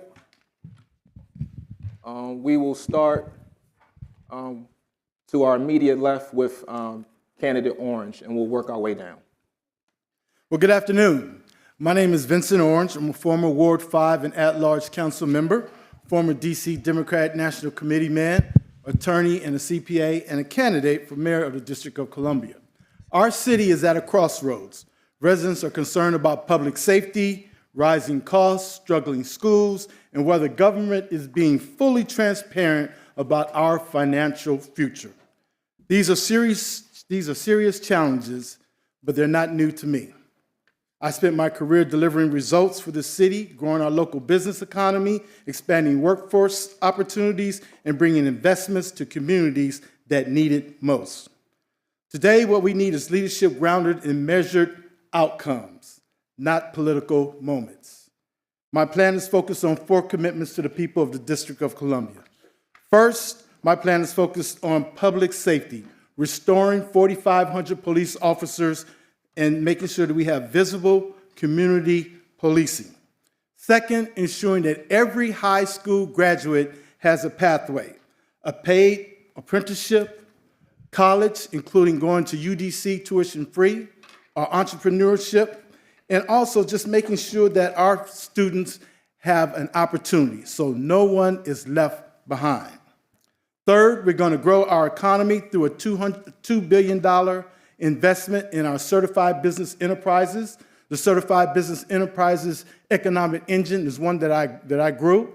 And then finally, we're going to make sure that we restore financial responsibility and accountability in this government. This election is not about headlines. This election is about outcomes. My name is Vincent Orange. I will be heavily number 7 on the ballot. I ask for your vote. So I want to be number 1 in your heart, but look at heavily number 7 on the ballot and check Vincent Orange. Thank you so much for giving me this opportunity to be here this evening. Thank you. Louis George. Thank you. Good evening, Democrats. I am Janice Lewis George, a proud third-generation Washingtonian, a proud product of DC Public Schools, actually graduating right up the street from School Without Walls right here on this campus, and Howard University School of Law. And I'm running to do what I've always done as an organizer, as an attorney, and as a council member for the last 6 years, and that is put people first. This election is about a simple question: who do you trust to show up and fight for all of DC residents in all 8 wards? Who do you trust to address this affordability crisis when housing and utilities and childcare are too expensive and everyone from the middle class to the margins are feeling the squeeze? As council member, I've been able to block extreme increases to rent that were going to hurt our seniors and our families. I've been able to ban utility shutoffs when the courts found that Pepco was overcharging us. And I've been able to put money in the pockets of working families through the Earned Income Tax Credit and the Pay Equity Fund that raised the wages for Black and brown women early childhood educators. It's also a question of who do you trust to stand up to Trump in this administration and protect our home rule? You can trust that I'm going to do that. I have authored the legislation to end cooperation with MPD and ICE. I've been in the streets during the occupation protecting my immigrant families and my Black youth, and I've been walking the halls of Congress myself, building relationships so that we are filibuster-proof and can protect our autonomy.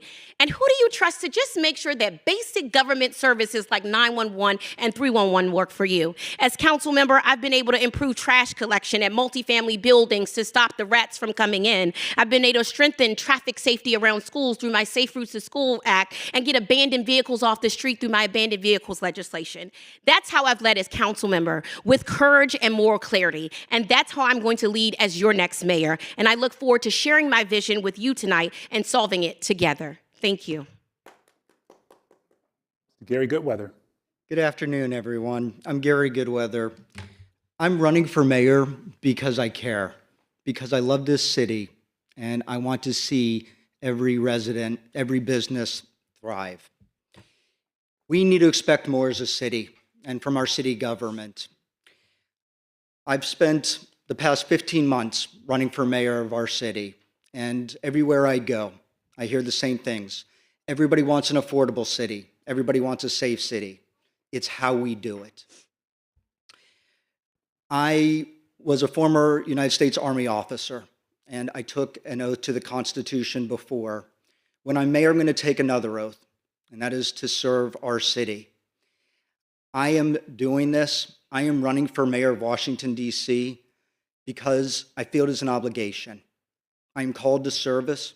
Our city is in need, and I love every person in our city, and I see the potential of our city. Past 30 years, I've built 8 hotels in the DMV, one including in Noma, which helped kick off the Noma neighborhood. I sat on the Noma Business Improvement District Board. I earned an MBA with the concentration in finance from Johns Hopkins University. My company has built housing throughout the city by using neighborhoods' money, community money, long-term ownership to create wealth for our residents. I believe in the residents of this city, and we are not utilizing the resources that we have in the city to be able to create the city that we all envision. I will unite this city by including everyone, because that is how I believe that everybody succeeds and an individual succeeds together. Thank you. Rini Sampath. Good afternoon, everyone. My name is Rini Sampath, and I'm thrilled to be here and be with you for the next hour and hopefully convince you that I am the right choice for mayor of Washington, D.C. I moved to the United States when I was 7 years old with my family in pursuit of the American dream. And here in Washington, D.C., that American dream does not work for everybody. And the reason is because D.C. government has a fundamental execution and mismanagement problem. I'm not a career politician. I am a tech director. I come from the technology sector. And I believe that the job of the mayor is not a legislative job. It's a job of an administrator. It's a job of an operator. And the way that we're going to fix our city is by putting a real administrator and operator in office. In DC, it takes on average 13 months to fill one affordable housing unit. It took an elected official in my neighborhood 3 years to fix a non-ADA compliant sidewalk. In one instance, a member of my community died of cardiac arrest because 911 coded his call incorrectly. These are the basics of government, and Washington, D.C. government is failing to deliver on its municipal promises. We can't fix these problems by legislating or spending more money and throwing more money at the problem. Instead, we need to hire real experts. We need to prioritize expertise over loyalty. We need to get a true administrator and operator in office, and we need to make sure that this city is run correctly. I got in this race because I know that Washington, D.C. can do better and that we can make this a world-class city if we have the right people in office. I'm thrilled to be here. I'm excited to share more about our platform and share with you exactly why I would like to earn your #1 rank in this year's race. Thank you. Kenya McDuffie. Thank you and good afternoon, everybody. I'm Kenya McDuffie, and I'm running for mayor of Washington, D.C. in order to fight and deliver for all D.C. That means all 8 wards and all 700,000 residents. I'm running to fight to protect D.C.'s home rule and make this city safer and more affordable. I'm running because I love Washington, D.C., but right now it's not working the way it's supposed to for the people with the greatest needs. I'm a 4th-generation Washingtonian. I was raised in a neighborhood called Stronghold. I actually grew up, and I'm living in now the home where I grew up, a home that my grandparents bought decades ago when they came to Northeast D.C. looking for many of the things that families are looking for today, an affordable home in a safe neighborhood. And I grew up during the 1980s and 1990s when this city was struggling financially and when it was much less safe. When I graduated from high school, Woodrow Wilson, now Jackson Reed, I didn't go to college right away. In fact, I didn't apply to a single college. All I wanted was a job. All I wanted was an opportunity. But the city was struggling, and there weren't a lot of jobs to be had. So I struggled. And it wasn't until I got a job, an opportunity to carry mail for the United States Postal Service, that my entire life changed. I'm running to create those types of opportunities for people across the District of Columbia so that they can see themselves reflected in the future prosperity of our city. I'm running because opportunity needs to show up in the communities where people are and not wait for people to show up at the Wilson Building. I'm running because I love Washington, D.C., but I'm also somebody who loves public service. And as a council member for 13 years, I've been delivering to make this city safer, to make sure that we have opportunity across the city.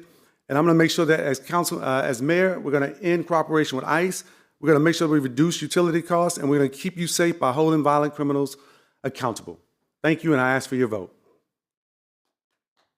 Thank you. All right, we're going to jump into round 1, which is governance, leadership, and citywide strategy.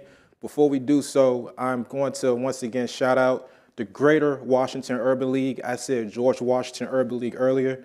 Charged to my head and not my heart.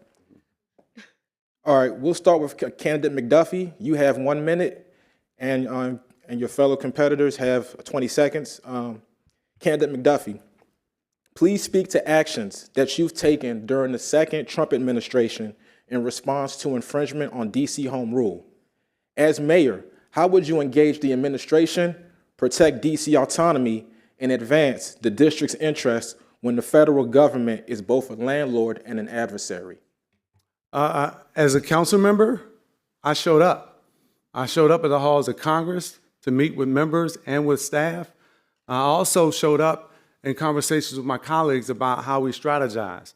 I showed up in communities across the District of Columbia to understand the impact that this administration was having on residents across the District of Columbia. I showed up when I walked out of my home and saw an officer that was stopping a resident because he was black, because he was brown, and I showed up when I saw a checkpoint on North Capitol Street where most of the people being stopped were people in pickup trucks and on scooters.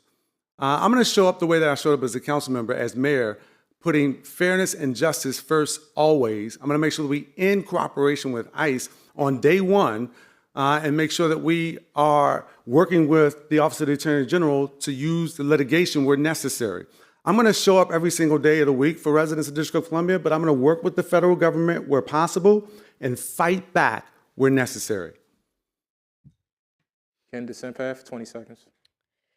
My fear is that the next mayor may become an extension of the Bowser administration. And the reason I say this is because Mayor Bowser joined federal task forces that allow this type of encroachment. And the next mayor cannot allow this to happen. My fear is that with Mayor McDuffie, that's exactly what we're going to see. So hope to repair that. Candy Goodweather. When Trump first activated the National Guard and tried to federalize our police department, I put out a statement. And I said that, make no mistake about it, Trump did this. But DC opened the door. My colleagues on council opened the door to allow Trump to take over our city.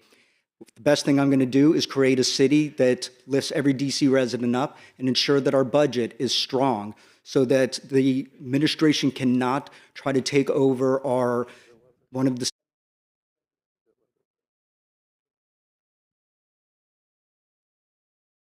Candid McDuffie, you have time to rebut, given the call out. Sure, I appreciate the rebuttal. I don't know that I need to rebut because I've been showing up for DC residents for 13 and a half years as a council member, and all I'm going to do is continue to fight and deliver for residents. I'm not saying these things because I want your vote for mayor.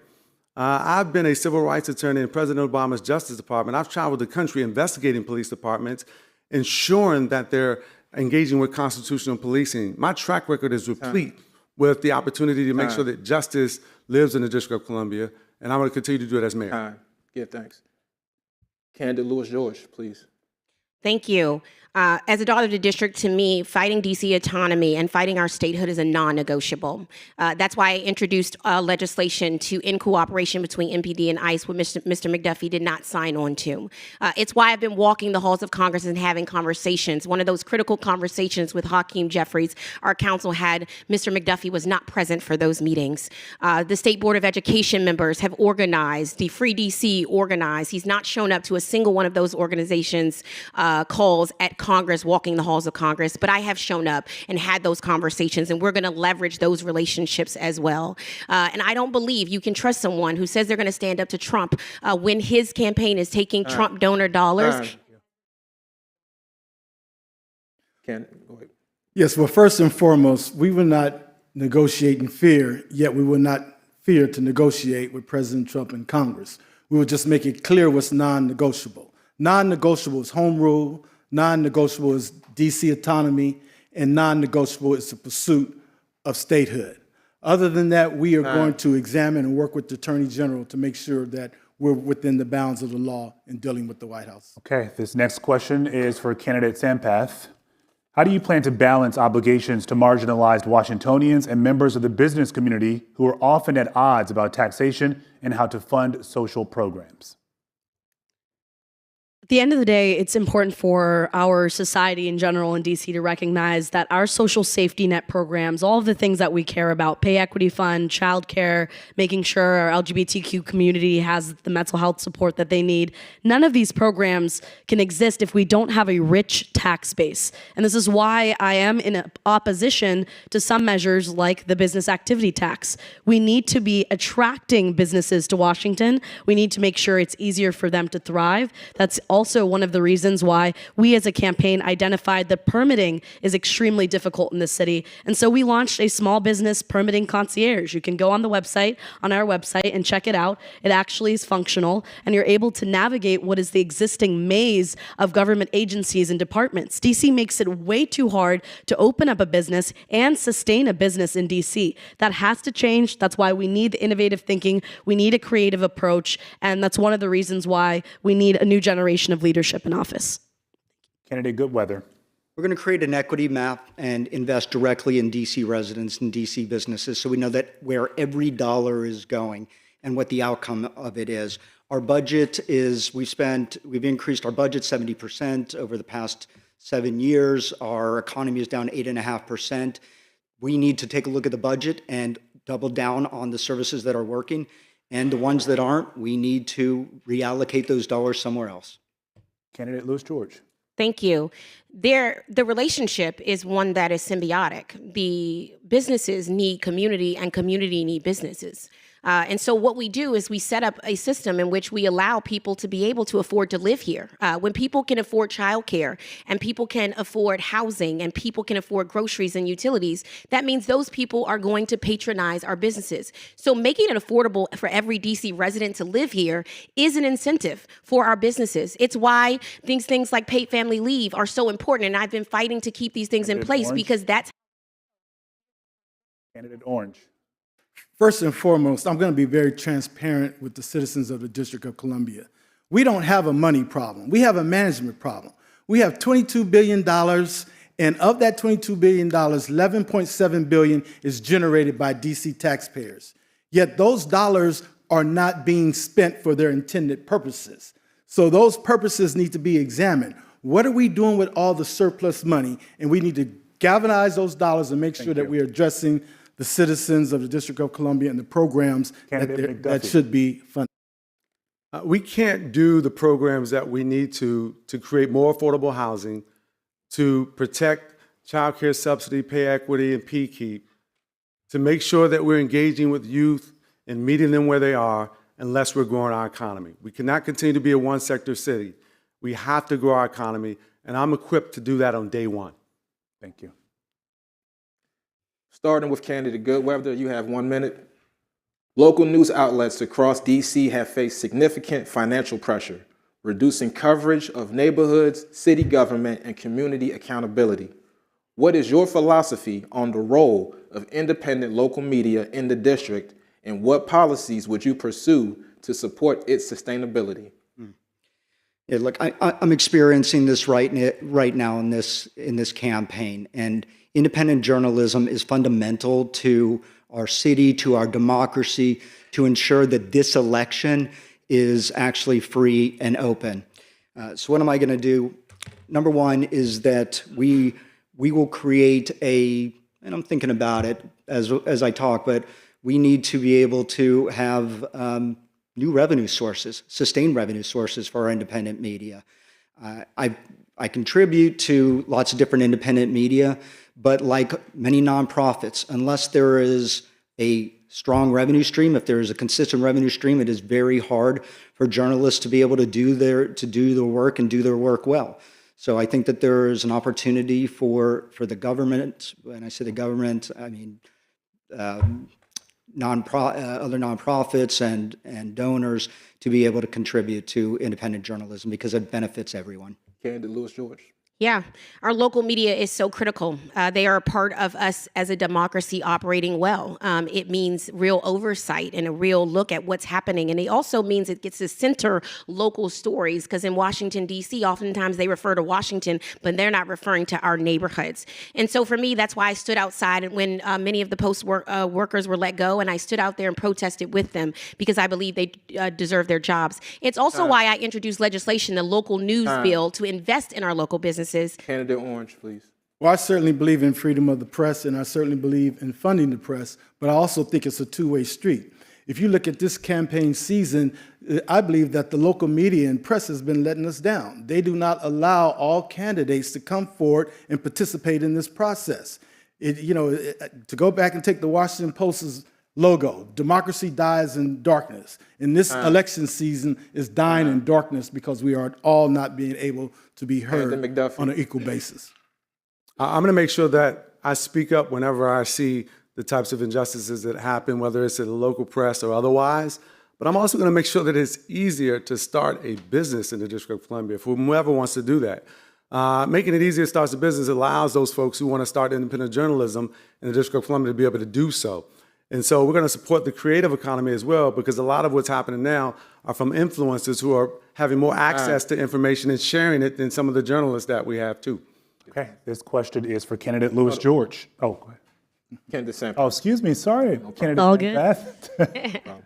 Federal overreach is a huge threat, and this is another example. President Trump sent his cronies to a Washington Post journalist's home to threaten her completely, intimidate and harass her. Under my watch as mayor, that's not going to happen, because we will be employing the AG's office and making sure our journalists are protected. That's one of the ways in which we can uphold a free press, by making sure the mayor's office is using our pulpit to the best of our abilities.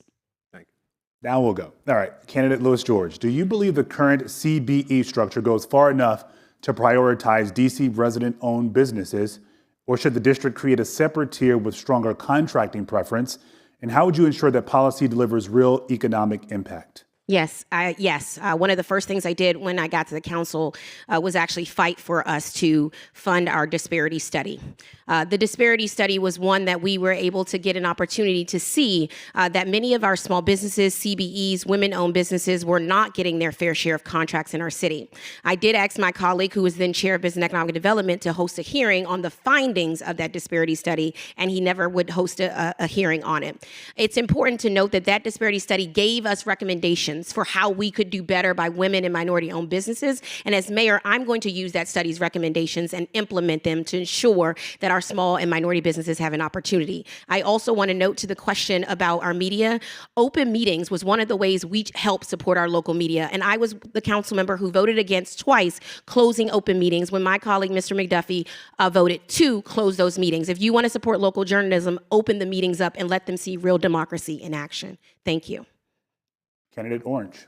Yes, I actually built the CBE community. When I first took it over, it was $0. And in this year's budget, there will be $1.5 billion spent with our DC certified business enterprises. And that disparity study showed that 37% of businesses in the District of Columbia are going to women and minorities. And there's only one jurisdiction that's ahead of DC, and that's Atlanta. So we're doing well. We can do better. But we went from $0 to $1.5 billion, and it continues to grow. Candidate McDuffie. So I actually funded the disparity study, and I funded the disparity study before Ms. Louis George was even on the council. I made sure that the disparity study actually got done. Nobody had to ask me, because I prioritized DC-based businesses, particularly resident-owned businesses. I will continue to do that as mayor to make sure that the $1.5 billion we spend is actually going to DC businesses first. That's how you grow your economy. That's why you get people who live here to be workers in those businesses as well. Candidate Sampath. Respectfully, $13 million were stolen from local businesses while Mr. McDuffie, you chaired that particular oversight committee. It's really concerning under the existing leadership of our DC government that we have had continued kickback schemes and fraud and waste in our DC government. That's why we need new leadership. What we're doing today is not working, and it's got to change. Candidate Goodweather. Not in the current structure. We just attended the Black Business Task Force 2 weeks ago, and I spoke to multiple CBE certified women-owned enterprises, business owners, and neither one of them, one had been certified 5 years, the other one for 2 years, had not received a single dollar. So not until we can ensure that we are investing actually in our DC residents. All right, next question, starting with candidate Orange. You have a minute. The rest, 20 seconds. Under your mayoralty, what would the executive's relationship with the education system look like? Would you keep mayoral control over public schools? Explain why or why not. Yes, I would keep mayoral control over the public schools. I've been dying to be ahead of the educational system for quite some time. The standards that I put in place were improved in 2015, and it's yet to be implemented. In addition to that, I will make UDC tuition free. I will make sure that every agency in the District of Columbia has a paid youth apprenticeship program upon graduating from high school to make sure that our young people have health benefits, retirement benefits, and entry-level jobs, and they will grow with the District of Columbia. So education is the key. I want to make sure that our third graders, upon entering the fourth grade, can read independently and can add, subtract, multiply, and divide, and to make sure that a middle school student is getting prepared to graduate. And when they graduate, the Orange administration will be standing right there at the door with 4 opportunities for you. UDC tuition free, college tag. If you stay in the DC, we're gonna give you more money because we need you here, as well as entrepreneurship. If you have a great idea, I'm gonna put you with our small local business development department. I want education under my control. Candy McDuffie, please. Yeah, as mayor, we're going to make sure that we keep education the foundation that all success is being built on.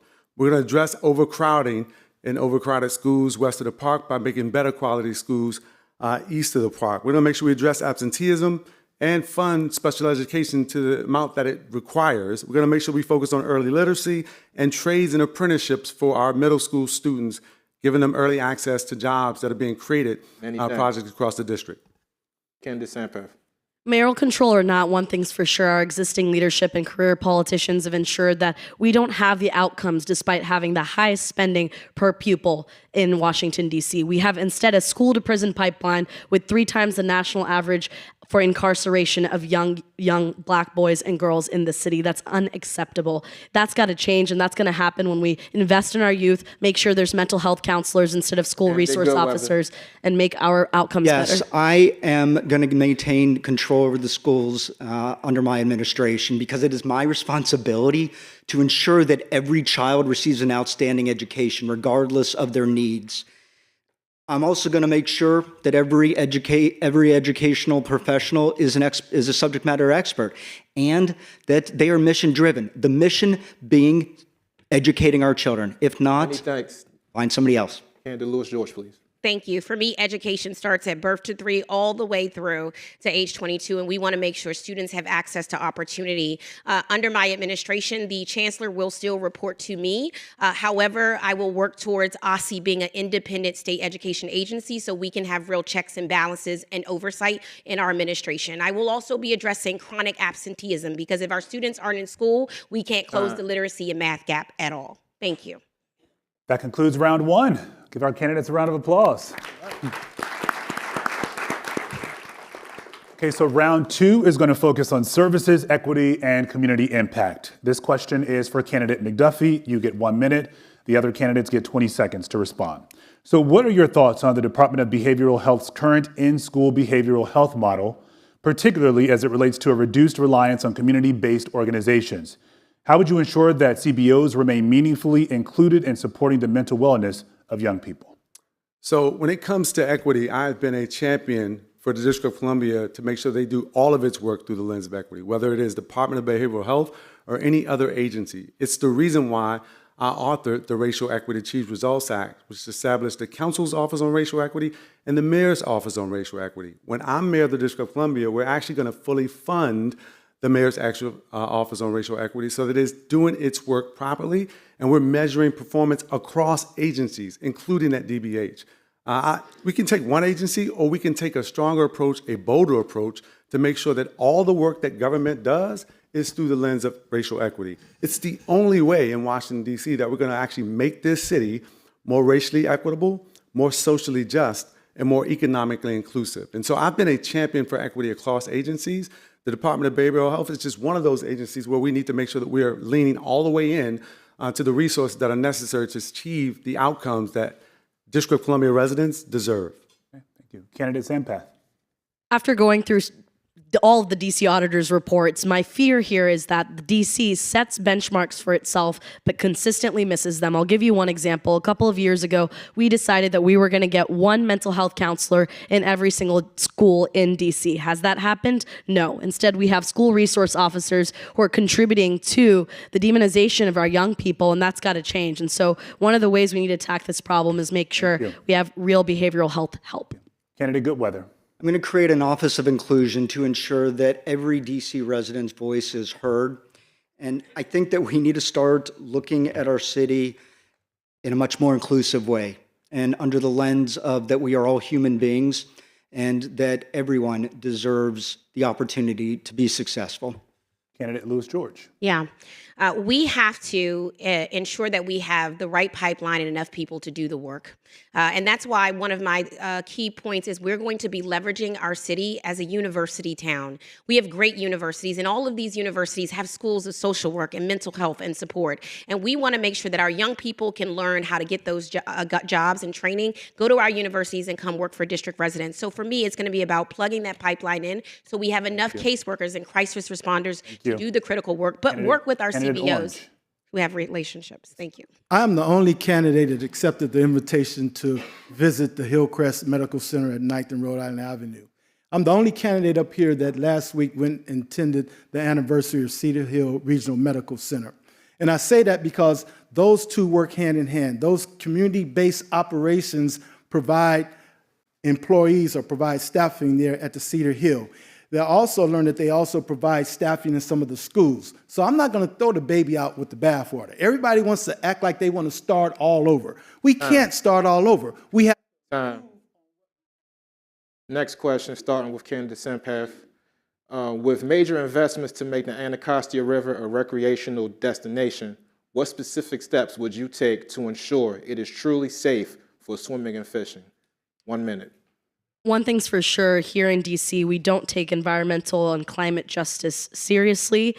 We know that 90% of single-family homes in DC have flood hazard zones are actually in Wards 7 and 8. So the first step that I'm going to do is make sure that DOE actually publishes annual ward-level environmental burden maps.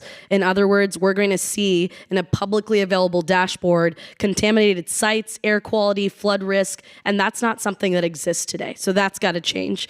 We also need to make sure that any contaminated sites, especially in Ward 7 and 8, are remediated quickly. I've talked about this time and time again throughout my campaign. We just don't handle the basics in DC well, especially with our service delivery. And that's another way in which we're going to make sure the Anacostia River cleanup actually happens. That we make this something that's publicly committed to and followed through by the mayor's office.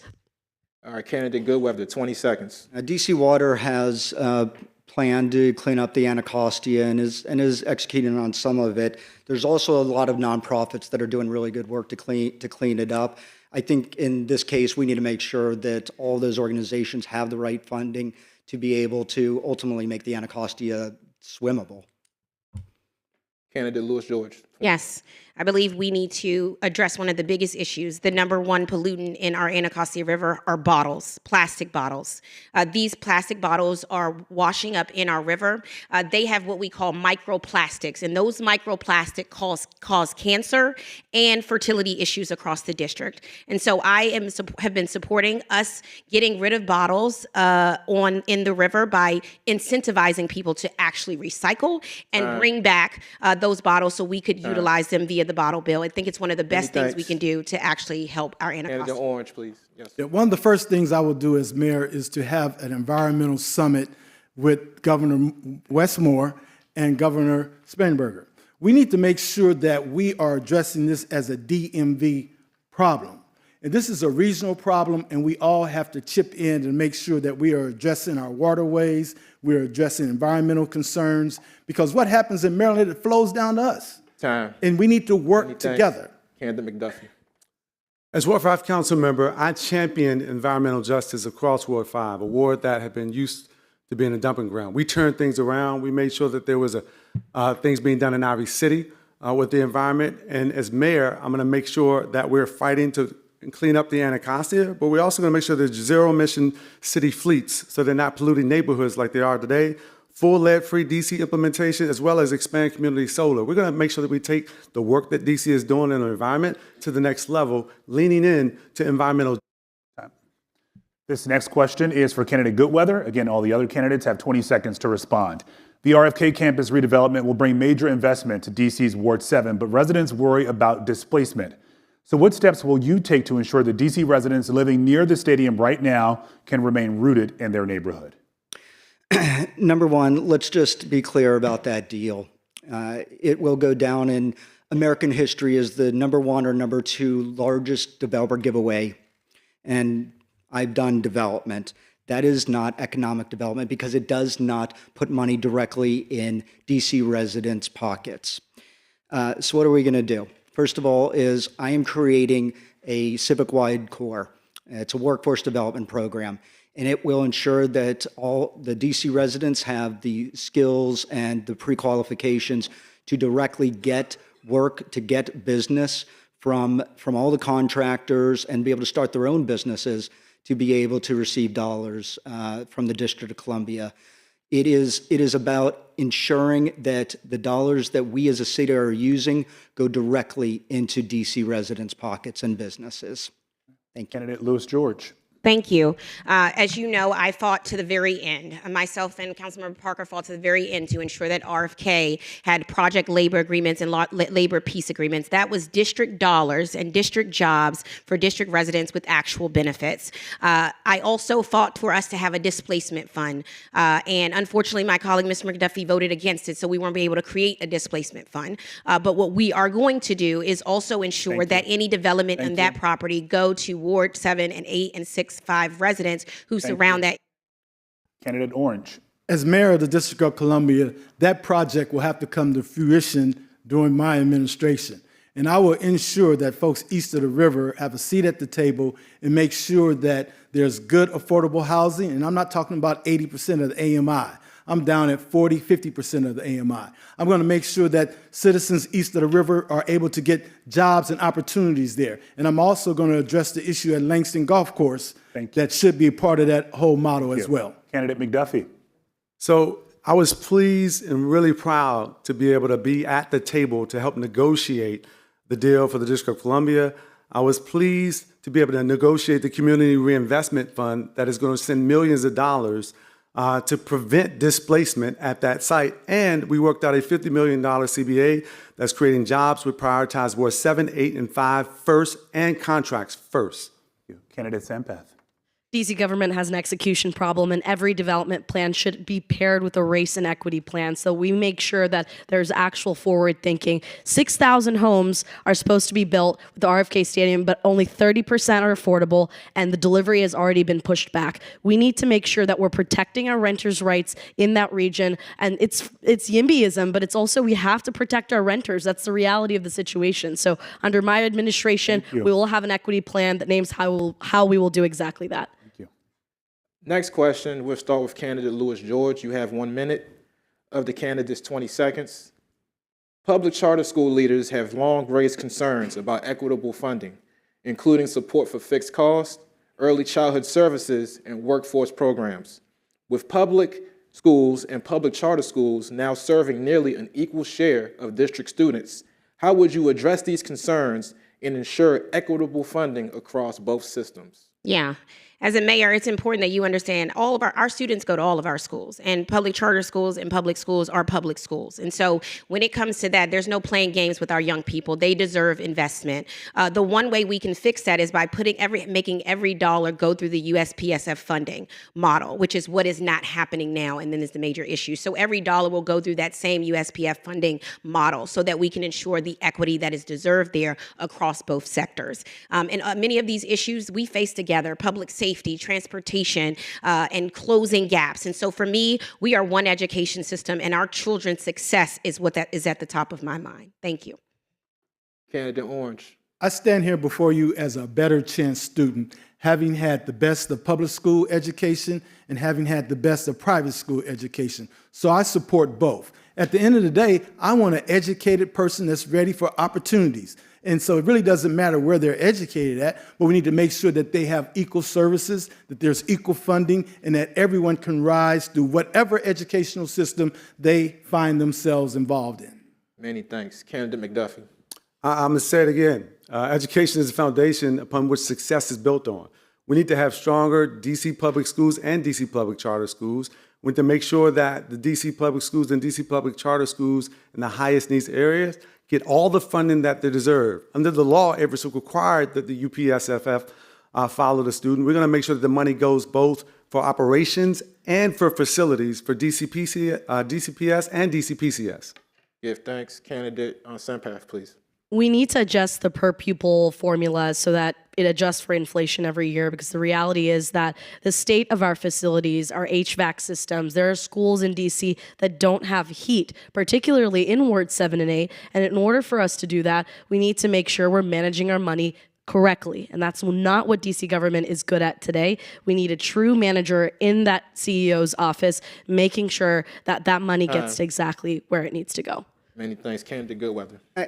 Charter schools are public schools. They will have equal funding. However, everybody's got to play by the same rules, whether it's a DCPS or a charter school. All of the requirements and all of the standards have to be the same, and the outcomes have to be measurable, whether it's DCPS or whether it is a charter school. All right, sticking with education, this next question will start with candidate Orange. With chronic absenteeism in DC public schools still near 40%, what is one concrete step you would take to get more students back into the classroom and to keep them there? Well, the first thing is we need to make sure that we have internal controls. We have numerous students being absent, but it's not being reported. What I don't understand is why, if the teacher's in there taking roll and that information doesn't flow up to the principal's office, then it is addressed.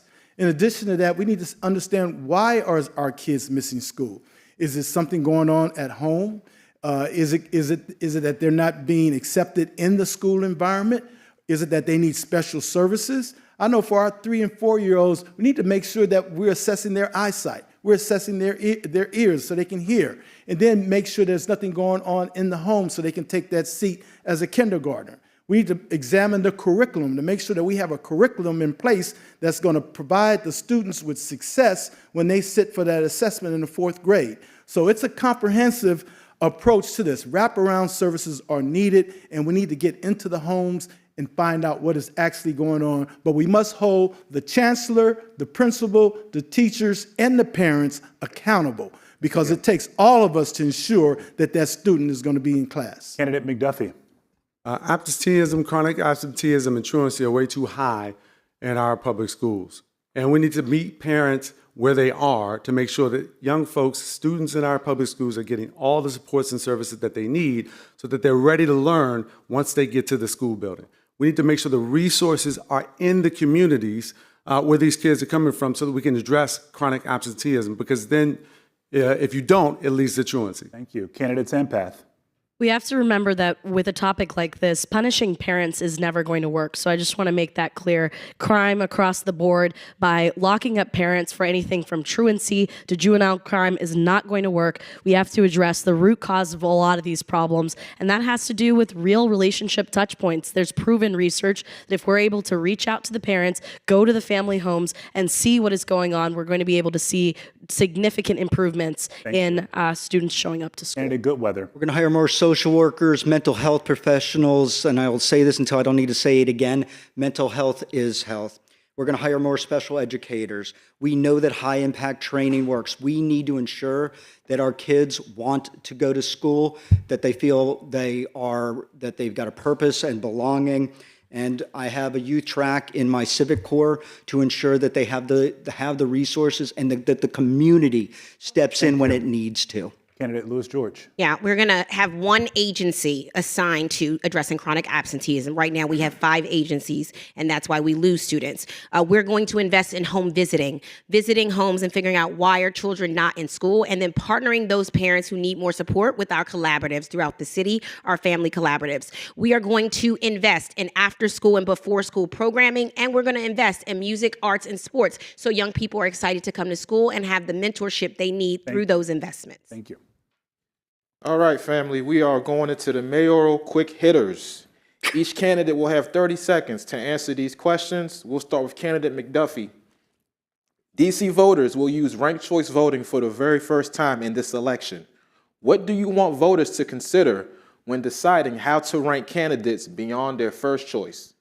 I want voters to make a plan. This is the first time we're going to have ranked choice voting in the District of Columbia, and research shows that first time is generally where it gives the most challenges to voters.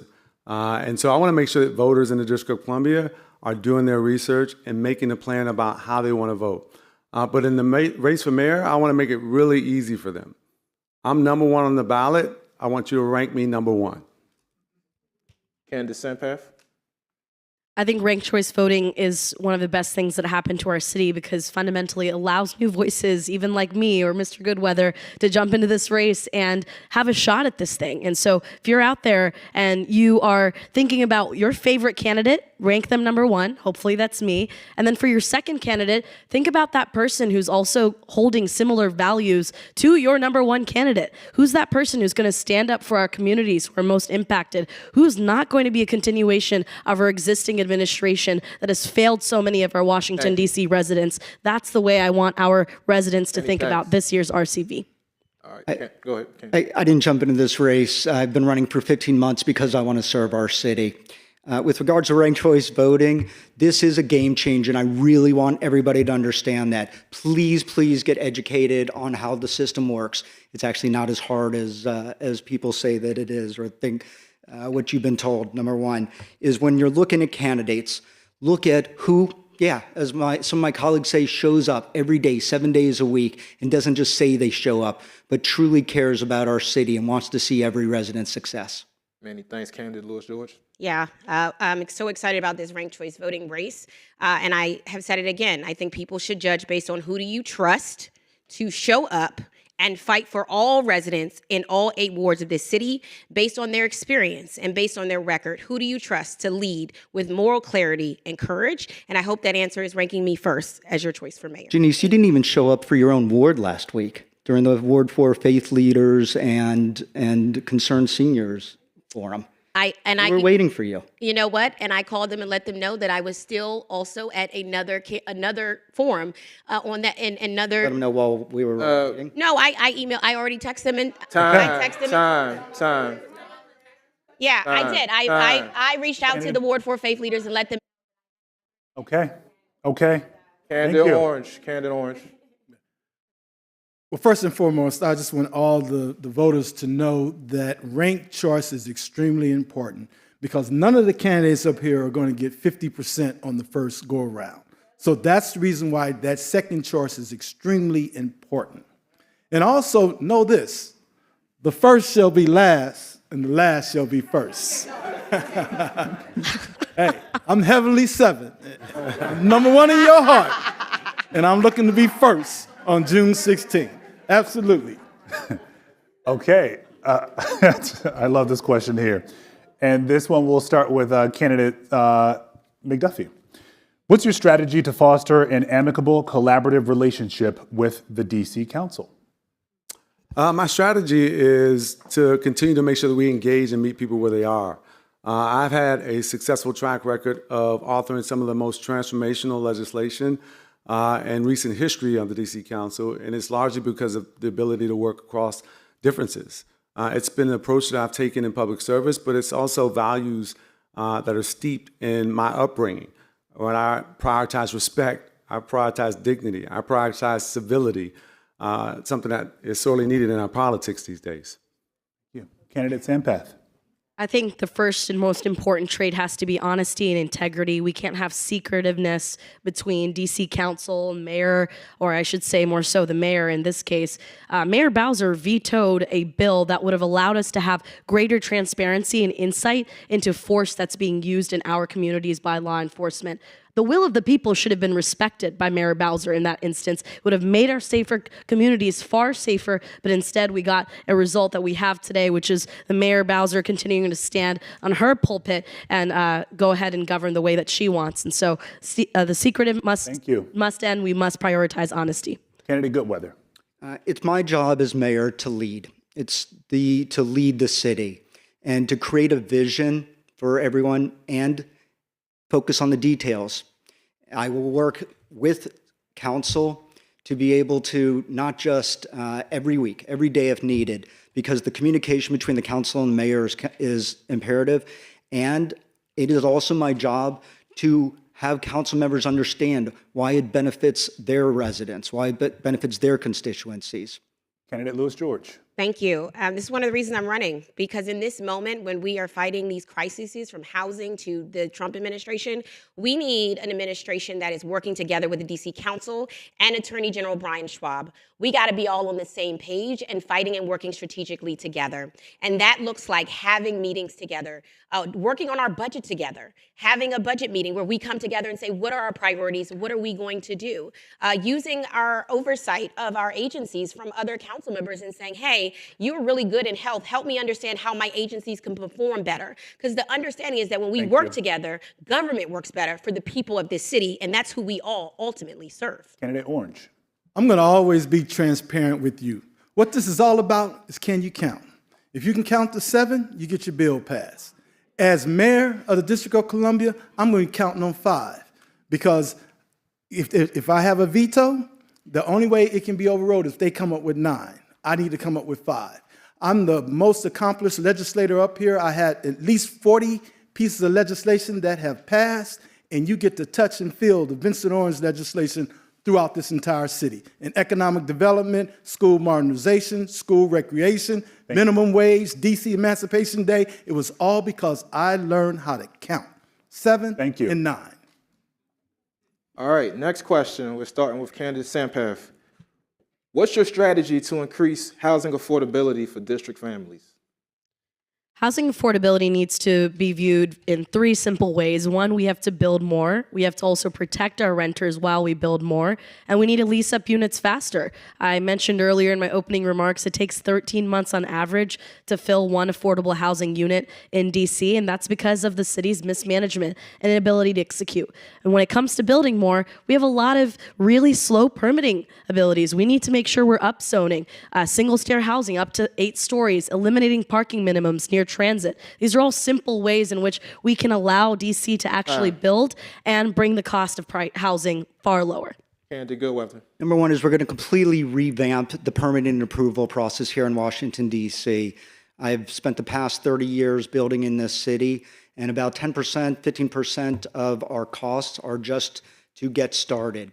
And in terms of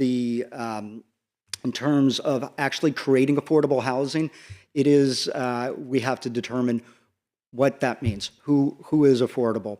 And additionally, we need to build more. We need to build, I've committed to building 50,000 new multi-generational homes. Candidate Lewis George. Thank you. We got to build more. We got to build better, which means more family-size units. And we got to build near transit. We have to make it easier to build. We have to incentivize building. And I'm going to make sure government steps up to build the deeply affordable housing we have failed to build as a city. And we cannot just rely on the market to build that deeply affordable housing. We're also going to expand the pathways to home ownership for a generation of Washingtonians who want to live here by leveraging our HPAP and our EPAP dollars to allow more pathways to home ownership. And we're going to protect our tenants and make sure that there is real enforcement from our housing agencies and making sure they're living in habitable conditions in housing. Many thanks. Candidate Orange. Thank you. You know, as mayor, I need to show short-term victories right away.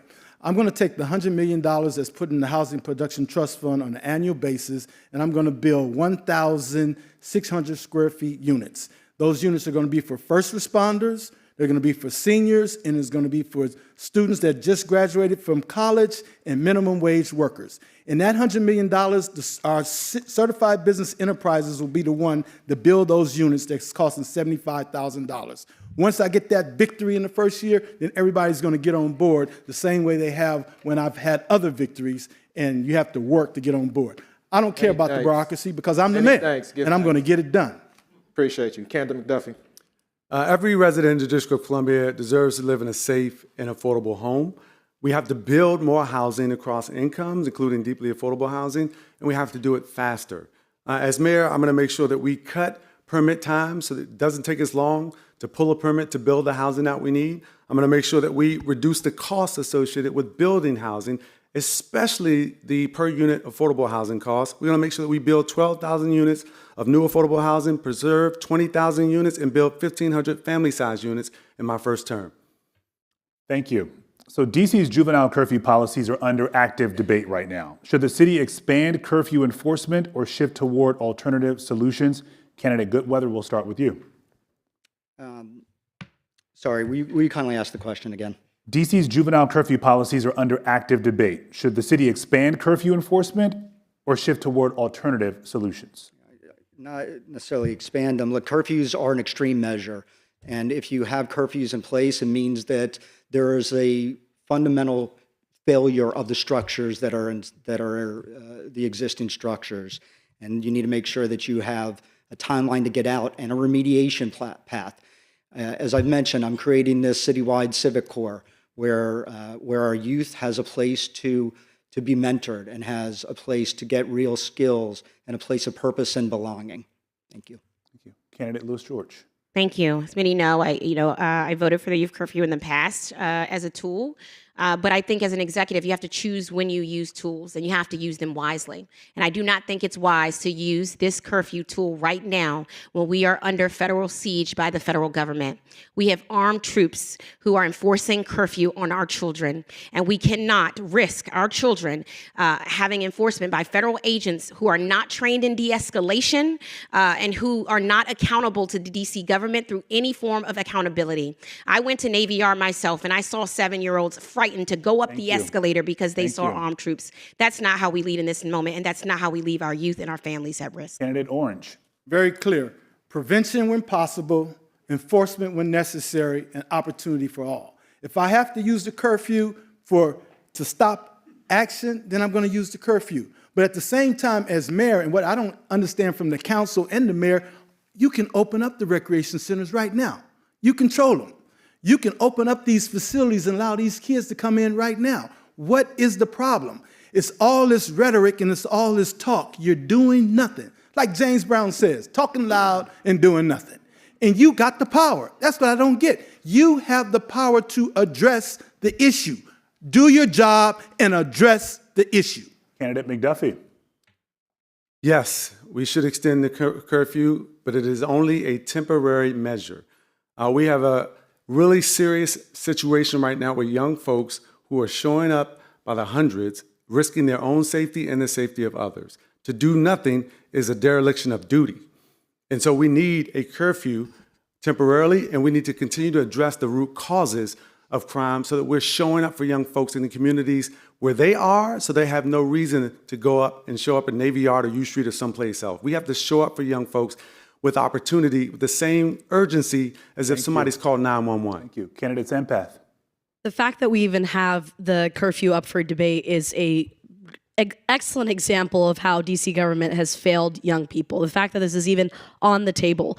First and foremost, yes, this is a temporary measure that we need to take until DC government actually gets their act together and makes sure students and young people have year-round employment. Marion Barry Summer Youth Employment Program should be year-round. Let's get these young people good jobs, internships, and small businesses that matter. Let's give them places to go, enjoy, be with one another, be with community, and then we'll get to a point where we can effectively say no curfew is needed.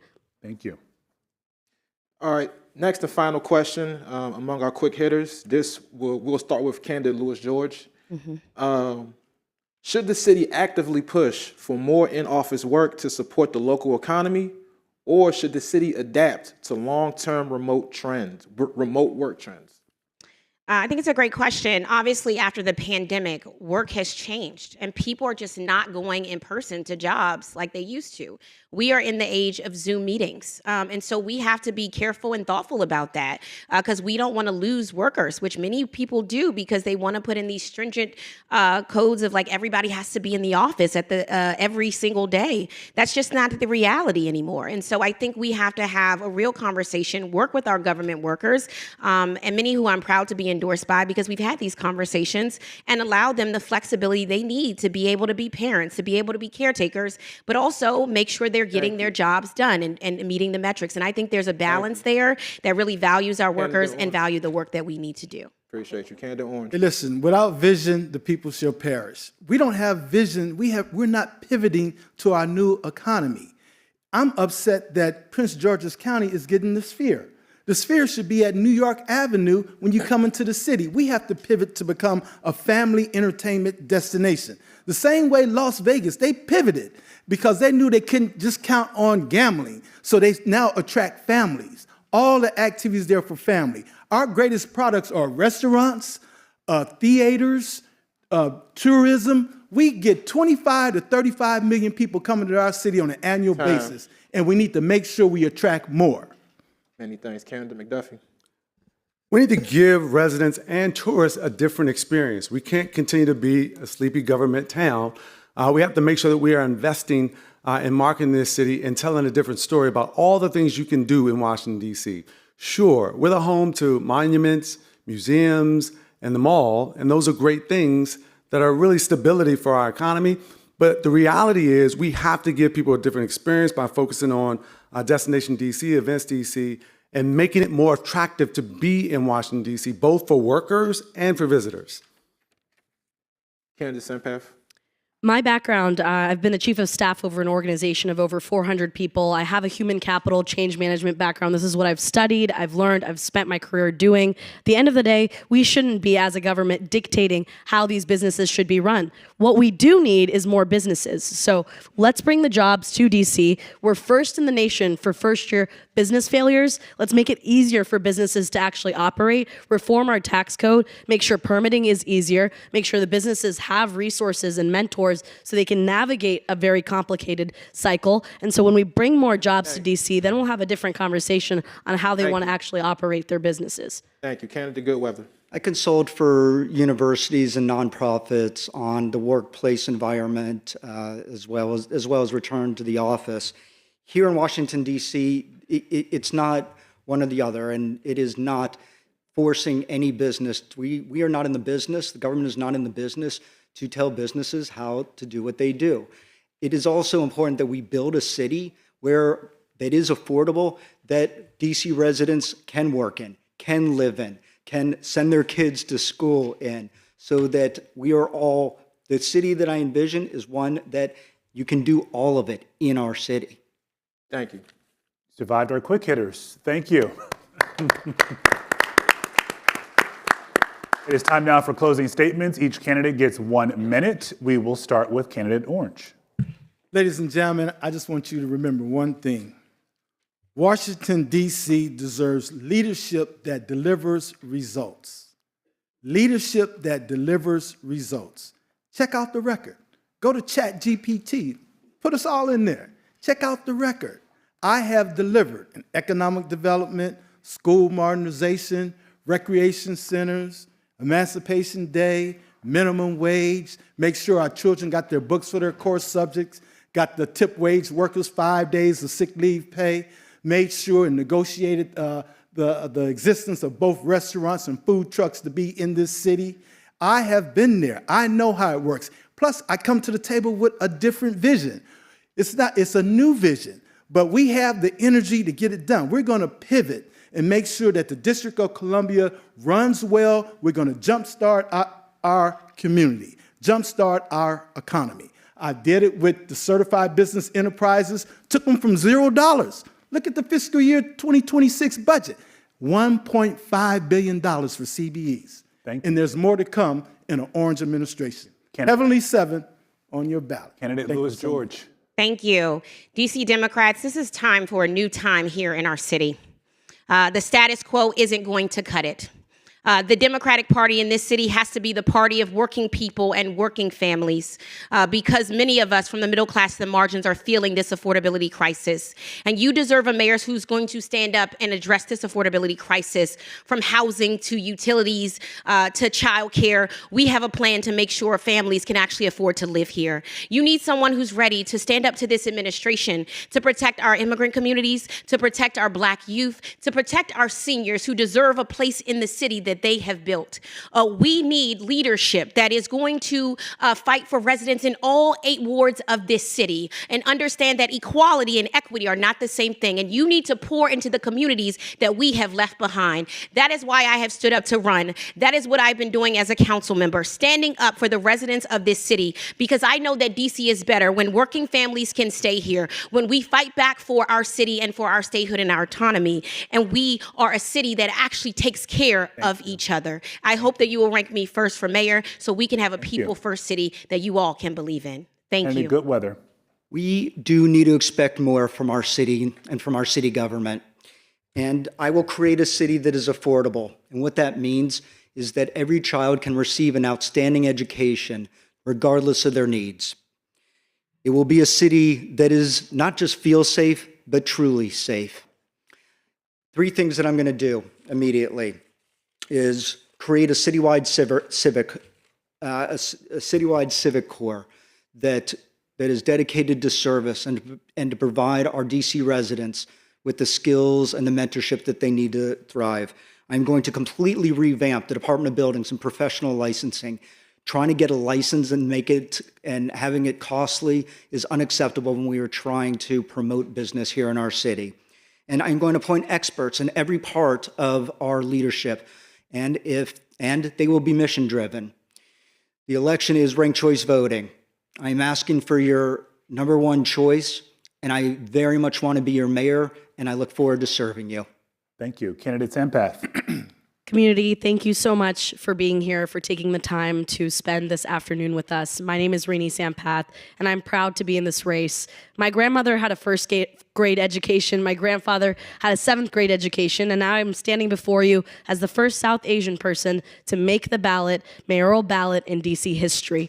I'm thrilled about this. I'm happy about this. And I want that kind of opportunity for every single person in DC. The way DC is working today, it's not going to happen. DC is failing on its municipal services. The Democratic Party needs to be the party of execution. We're going to do that when we bring data to the equation, when we think innovatively, when we think creatively. I've got a technology background. That's why in this race, we revised the 311 app. We built a tax dashboard. We built a small business permitting concierge. Because with our background, young people who all believe that DC government can work better and will work better, we can usher in a new generation of leadership to Washington, DC, and make sure that it serves you. Thank you.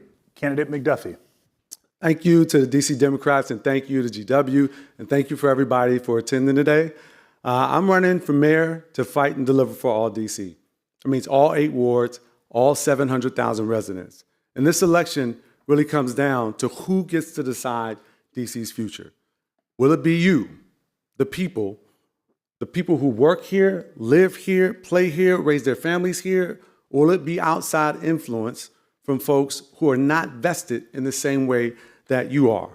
I'm building a coalition because that's what works in the District of Columbia. I'm going to be a mayor that governs in the same way that I've led as a council member, building a coalition across differences. We're going to lead across all 8 wards because I believe this city works best when we bring people together and not divide them. You've heard a lot of ideas in this race, but we have to be honest about what works for Washington, D.C.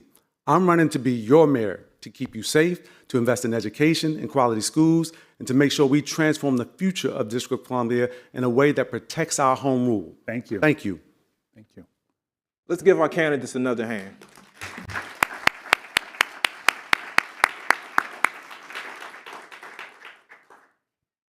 And that does it for our debate, Decision 2026, presented by the Washington Informer. Thank you all so much for being here and being part of this conversation.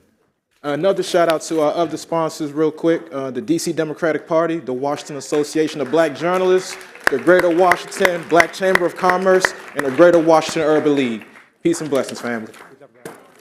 Way to go. Thank you, man. My man.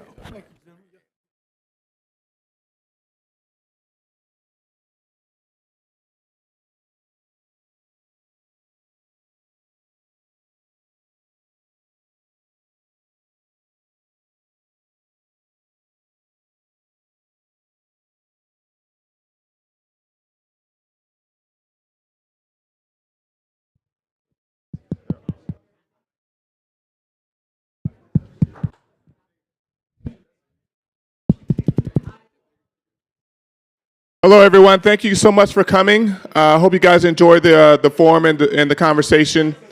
We do have to leave the building ASAP, so if you guys can politely just exit the building as soon as you can. Thank you so much.